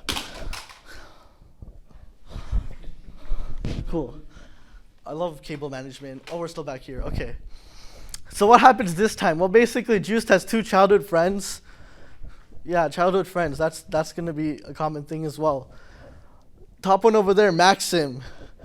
There's a mysterious castle that spawns. Is it Dracula's castle? It probably is. But what does Maxim do? He goes to help find, I don't even know how to pronounce her name still. Lydie, Lydie. It's like French or something. Lydie. And basically, Maxim wants to go save Lydie, and Juice is like, no, don't do that. You're not a Belmont. You're going to get like in trouble. And guess what? Maxim gets in trouble because he didn't listen. He's not a Belmont. He's not a main character. And so Juice, being a Belmont, has to go take care of Dracula. And it looks like Dracula's remains was the cause of all this. While Juice was just like going around collecting Dracula's remains again, which are somehow still there, Dracula's castle just randomly spawns, and this is where it all happens. And guess what? He has the vampire killer. As you can see him holding it in the background, and he gotta do his thing. Next is also one of the more popular Belmonts, Richter. Yeah, Richter Belmont. He's also in Smash Bros. Yeah, so they made a game off of him for Smash Bros. But what's cool about him is that he has a little bit more character than most of them. Where most of them are like, oh, I need to save my friend or I need to fight Dracula. This dude, he didn't even want to fight Dracula. He was like, I don't want to do it. He wanted to live like a family life. But then his fiance gets kidnapped by Dracula. Or actually, not by Dracula, but in fact, this dark priest named Shaft, which I didn't put a picture of, but he's the main antagonist who's trying to revive Dracula and pretty much kidnaps Richter's fiance Annette, and then he has to kind of like, he forces himself to, you know, train and all that, and he's already muscular, so he's already got that down. And basically, on his way there to Dracula's castle, he meets an orphaned girl in this burning village named Maria, who has these magic powers, like magic animal powers. Like, so she got like that Sailor Moon kind of thing going on. I don't know. I haven't watched Sailor Moon, but she looks like a Sailor Moon character to me. But yeah, you could see they kind of went for the anime style for this. But basically, Richter and Maria go and help save other maidens that they find on their way to saving Annette. And hopefully they do save Annette. You never know.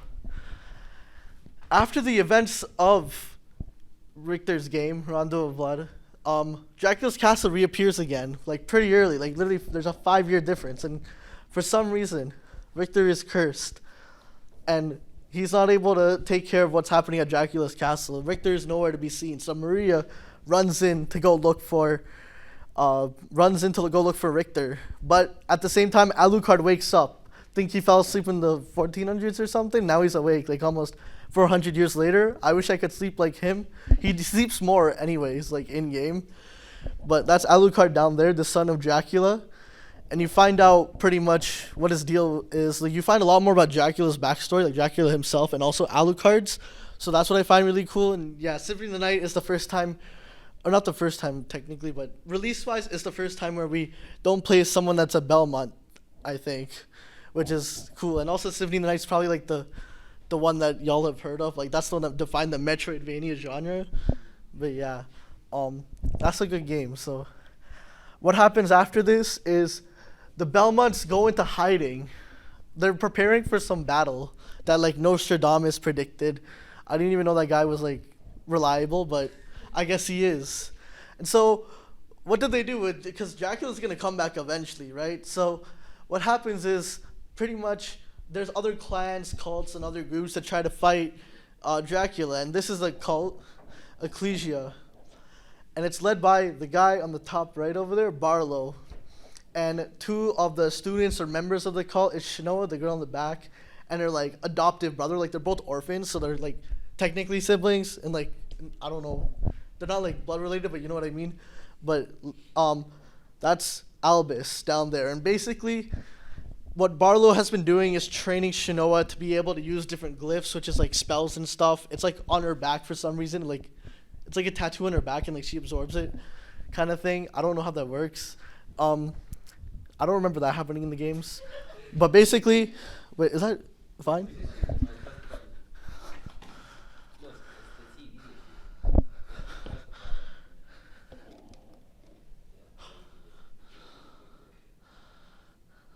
Okay.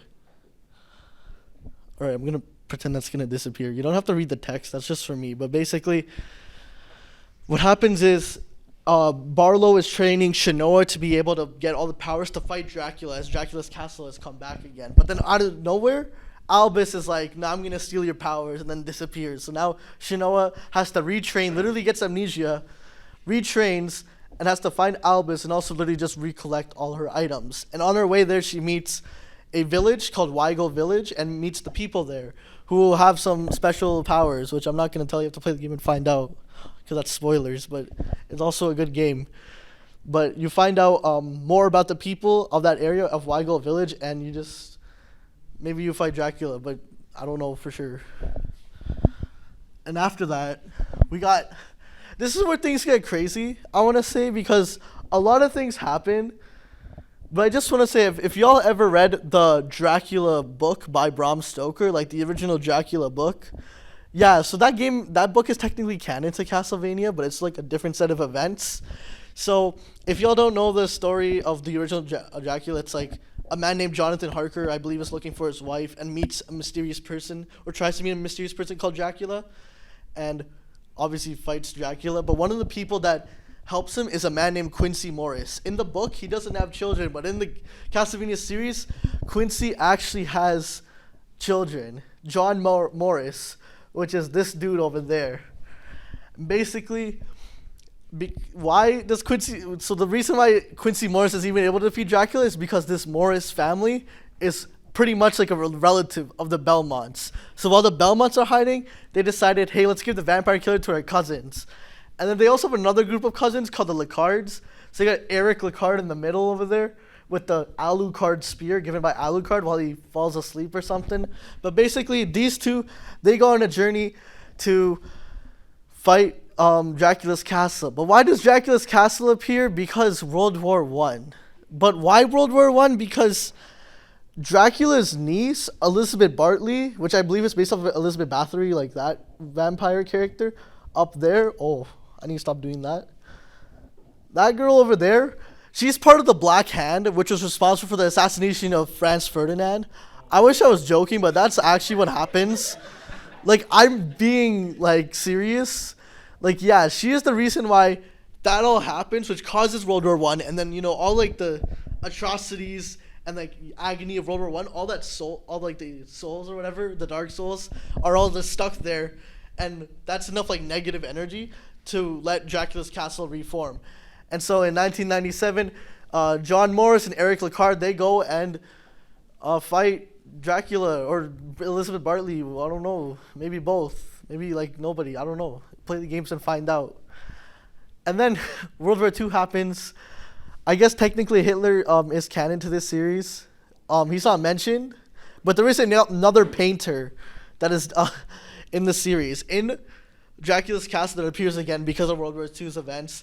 They meet a guy named Bronner who painted a bunch of paintings, and in the paintings are worlds. It's like Mario 64. You enter the paintings, there's whole worlds. But he's not the only vampire there. The other vampires are these two not twin sisters, just two sisters, Stella and Loretta, which I don't have pictures of. But who deals with them? You got Jonathan Morris, son of John Morris. Yeah, what's these? There's like these guys starting with J.O. that fight vampires. It's like a weird thing. It's not only with this series, but with John Morris is Charlotte. I don't know how to pronounce her last name, but Charlotte, who was actually trained by the Belnades, which is like Sypha's side of the family, you know. So she's pretty good at spells, and the two of them make a visit in Dracula's castle. And what's cool about this game is Jonathan isn't actually able to use the vampire killer whip very well. He does come into the castle with the vampire killer whip, but it's very weak. So you kind of have to awaken its powers, and you kind of see how that happens. And so it's about almost 1999, and that's where this pretty big event happens, but it doesn't actually happen, so it's not actually here.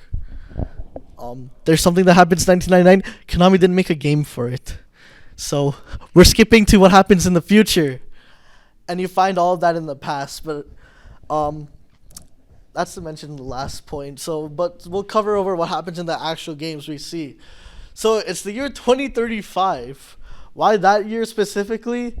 Because there is an actual solar eclipse happening in Japan, which is kind of cool that how they, like, apparently, like, if you do the calculations, it's like there will be a solar eclipse. And basically, this kid pretty much, Soma Cruz over here in the back, he's there with his childhood friend, Mina, visiting her family shrine, and pretty much the solar eclipse happens and they're in Dracula's castle. That's right, Dracula's castle is in the solar eclipse. How does that happen? It's kind of explained, but basically his friend Mina's kind of like in the safe area, and pretty much Soma needs to go help out and save his friend and kind of escape from Castlevania. He also meets this guy who's amnesiac. He calls himself Jay. He turns out to be a guy named Julius Belmont. And yeah, that's a Belmont that I didn't mention, if you noticed. But that's because he doesn't have a game. He's just here after the events of his other events. But basically, the guy in the top right is a guy named Graham. And he's trying to become the next Dark Lord. Because it seems like Dracula himself is like missing. Like, he's not actually there, and there's, like, just an opportunity to become the next Dark Lord, which Dracula was. And that's what Graham's trying to do. And Soma meets people like Julius Bellman who are also trying to stop Graham, like Yoko Belnadis, a relative of or a descendant of like Sypha's family. Hammer, who's just some guy, and this guy named Genya Arikado, who's a suspicious character. A year later, the same thing happens again. Like, people not leave Soma alone because I guess he has some magical powers, but he meets up with another cult, or another cult meets up with him, right? And basically, they force him into not even Castlevania. This cult built their own depiction of Castlevania as an attempt to bring back Dracula. And so, in Castlevania Dawn of the Sword, which is pretty much the end of the timeline, which I'll be careful this time, which is what this like anime atrocity is. Like, because they were like, instead of getting like beautiful artwork by Ayami Kojima, they were like rushing to get this game done. So they just did like cringe like 4Kids level kind of stuff, like completely butchered the characters. But that's Soma, that's Mina, that's Yoko Belnades, that's Genya Arikado, that's Hammer, that's Julius. Those are like the three main antagonists. I don't really care about them. There's also a character that acts like Dio Brando as a boss fight. Like, literally says Muda Muda Muda and like freezes time. There's an actual boss in this game that acts like Dio, and that's pretty cool. But pretty much, as you play these games, what I will tell you about what happens is that Julius Belmont helped fight a demon castle war in 1999 of this series, not in real life, sadly.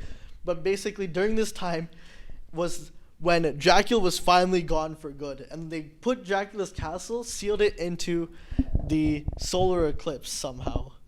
And that's pretty cool, but they literally don't make a game covering that. So we don't know what happens. We only know about it in hindsight.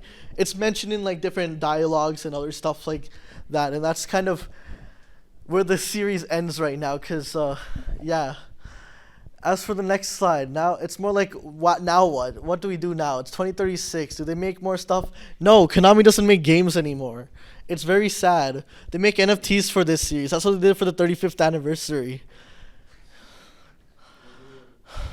But yeah, if you want to get past the stories, you got a few options. For example, there are what I called extended canon games, where Castlevania Judgment's one of them, the Light Yagami Simon, and like other games where the depiction of those characters aren't considered the canon versions.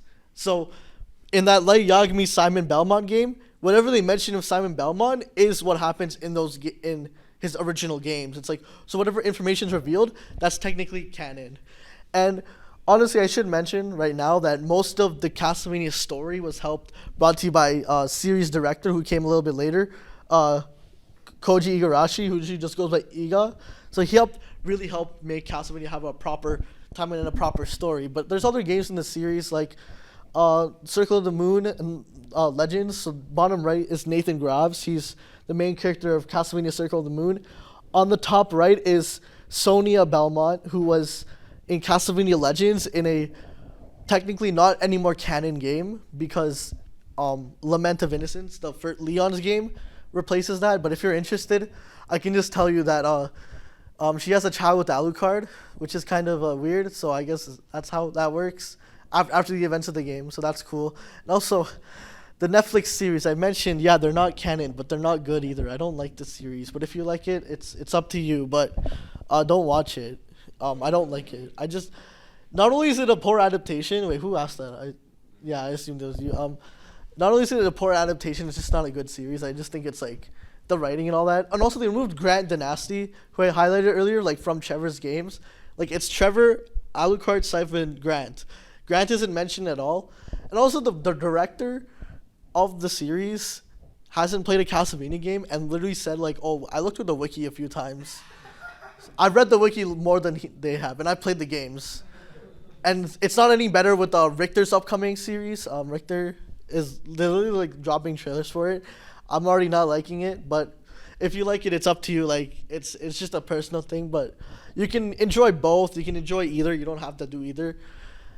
Another series I do want to talk about, there's two more. The Lords of Shadow series, which is like this like every like 2010s like series had to have like a reboot that was like, I guess, extremely edgy. Like extremely edgy or whatever. So that's where Gabriel Belmont, the guy in the back, is from.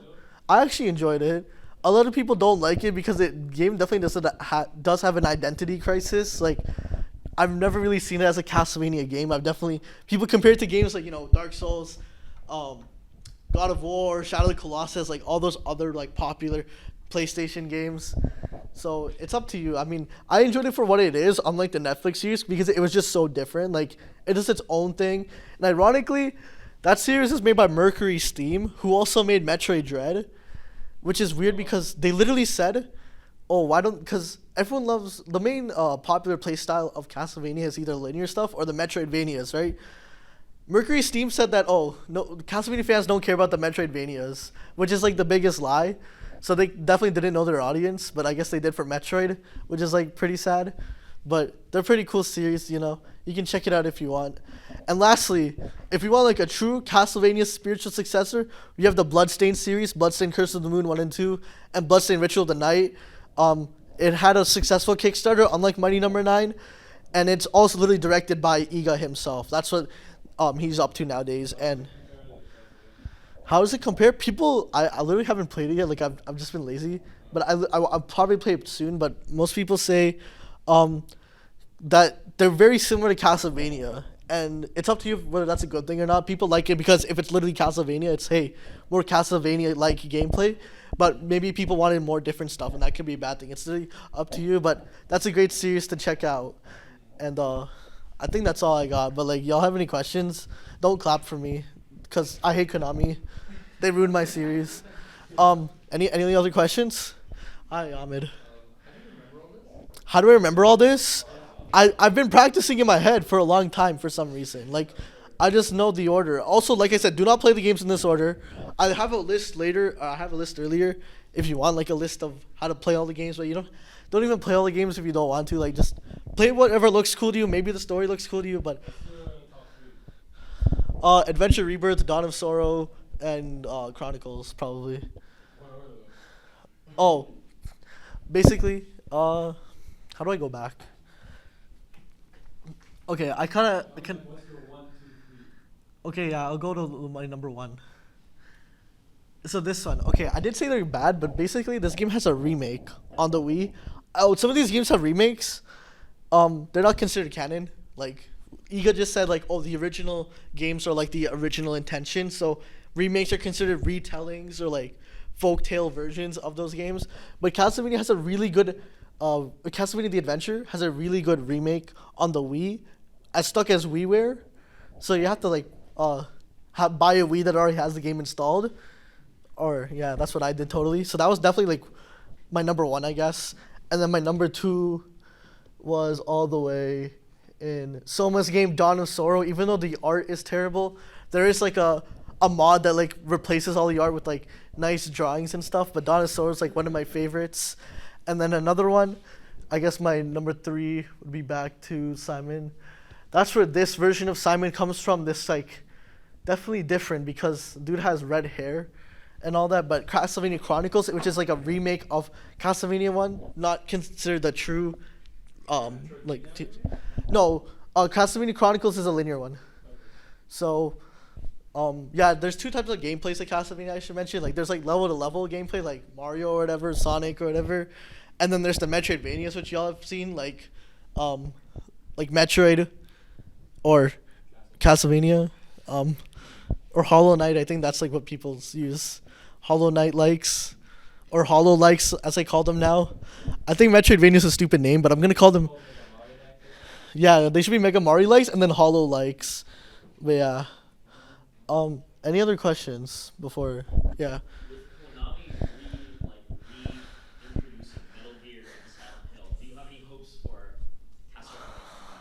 I don't have hopes. I have copes. You know, like I'm coping very hard that like, hey, maybe they do a 1999 game. But my main issue with that is, Iga, the like former director, and like a lot of those people, they're gone from Konami, right? So I don't really have much hope, right?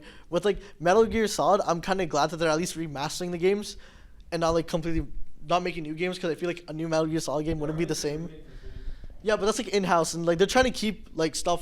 They're trying to keep it faithful, so I'm fine with that. Silent Hill is all like third parties, like doing the work, which is I think what they should do. Maybe for Castlevania, I don't know. It would be nice to see maybe a third party developer. Oh, I completely forgot because I only remember this when someone mentioned Dead Cells.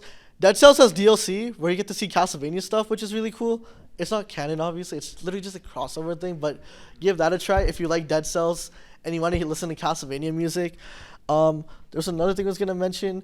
Oh yeah, I did see in this article that like the developers of the new God of War games, they want to try out Castlevania, like making a Castlevania game. I hope they do that. I don't really mind. Like they just mentioned Castlevania. Like that's all they really said. Like, oh, we want to make a Castlevania game. I don't know what it's going to be like, but I'm fine with whatever it is. I just want new content. But I guess now with Konami, the way Konami's going now, as long as there's not more NFTs and stuff. Yeah, y'all laugh, but it's like that's the only content we've gotten. And Mega Man also has NFTs now, by the way, so that's fun. Yeah. Any other question? Hi. Is there anything from the Netflix show that you like, or do you just hate all? I'm a professional hater. I'm the CFO of hating that.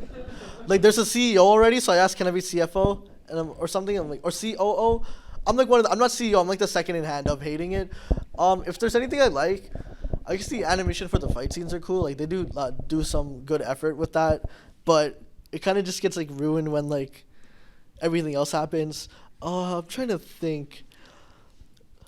I don't know. It like one thing about Castlevania that like I think everyone just universally likes is the music. They remix one song in the entire soundtrack, which I really wish they introduced more music kind of thing. So that's my answer. Nothing except for the animation sometimes. Yeah. Any other questions? Yeah. As an expert on Mega Man Castlevania timelines, how do you think we could approach trying to make the timeline? Alright, this is my advice. If you're making a series with no timeline in mind, or if it's self-contained stories, keep it self-contained instead of trying to go back and then retcon everything or trying to go back and connect everything. Because that's what these series kind of suffer from. They were literally made like in like 35 years ago, right? They didn't even know if they're gonna be successful. Like Konami was like, oh, this video game computer market looks popular, right? Let's try making a game. And then it became popular. And like, okay, let's keep making sequels. And then it became a matter of Konami pumping out stuff until they collapse. Well, the series collapsed, but not Konami themselves. They make money off of gachas. But if you're gonna make a series, try to have it like planned out beforehand, right? But if you do want to maybe incorporate games from your older things, maybe have it clear. Just make it clear to the players, like maybe what order they want to be playing this in. Because if you play the games in this order, it's like a mess because they were released out of chronological order. They were just kind of made as they went. Literally, it goes, Castlevania 3 happens before Castlevania 1 and 2. Like, they didn't plan that out. Like, Zelda's also like a very big criminal of like being a bad timeline. Like, that's even worse than this because at least later on, those games, they had like ideas. Like, oh, this game's going to happen after this one. Zelda's like, let's just make whatever and then some internet Nintendo can try to put a timeline together for Hyrule Historia. So for your games, just try to keep it concise. Don't try to make an overall grand timeline if that's too over ambitious for you. Just try to do whatever sounds like a cool story to you and at least plan it out beforehand. Or have no story at all. You know, that could be like a cool thing, you know. Anything else before I put you all to sleep? I'm sorry. Oh. Knowing what you know, would you prefer that they went the Final Fantasy route and did self-contained stories? Yeah, the anthology kind of route. That's what I think it's called, like the anthology thing. See, that's why I want to get into Final Fantasy, so I don't have to worry about timelines. Like, it would be so nice for me. For Castlevania, I think they could have definitely benefited from that, because each game has their own like overarching story, right? Like this one's like, oh, Seven has to defeat Dracula, but then other games are like, oh, I have to go save my loved one from Dracula and all that. It could have stayed self-contained, and from what I understand, the timeline was meant to be a internal document and not meant to be for the public, but it just kind of became publicized, and now like Iga regrets it because it's hard to put more games into this timeline. Like that's what the Lords of Shadow devs struggled with, was like, where do we put our game in the timeline? And we're like, there's not enough space, let's just make a new timeline altogether. So I think this series definitely would have benefited from maybe having more unconnected games, like just self-contained stories, maybe like a duology or something, but nothing like as grandiose as this, because this is all just like literally PowerPoint notes is like the most I can say for some of these games, because that's all there is. Like Simon defeats Dracula. It's all I can say about this game. But then I can talk about like Dawn of Sorrow and how the Demon Castle War affected everything, and Julius Belmont is cool and all that, right? So yeah, that's my answer. Anything else? Y'all wanna? I'm surprised y'all haven't fallen asleep. But yeah, that's my presentation. Y'all can go home now. It's like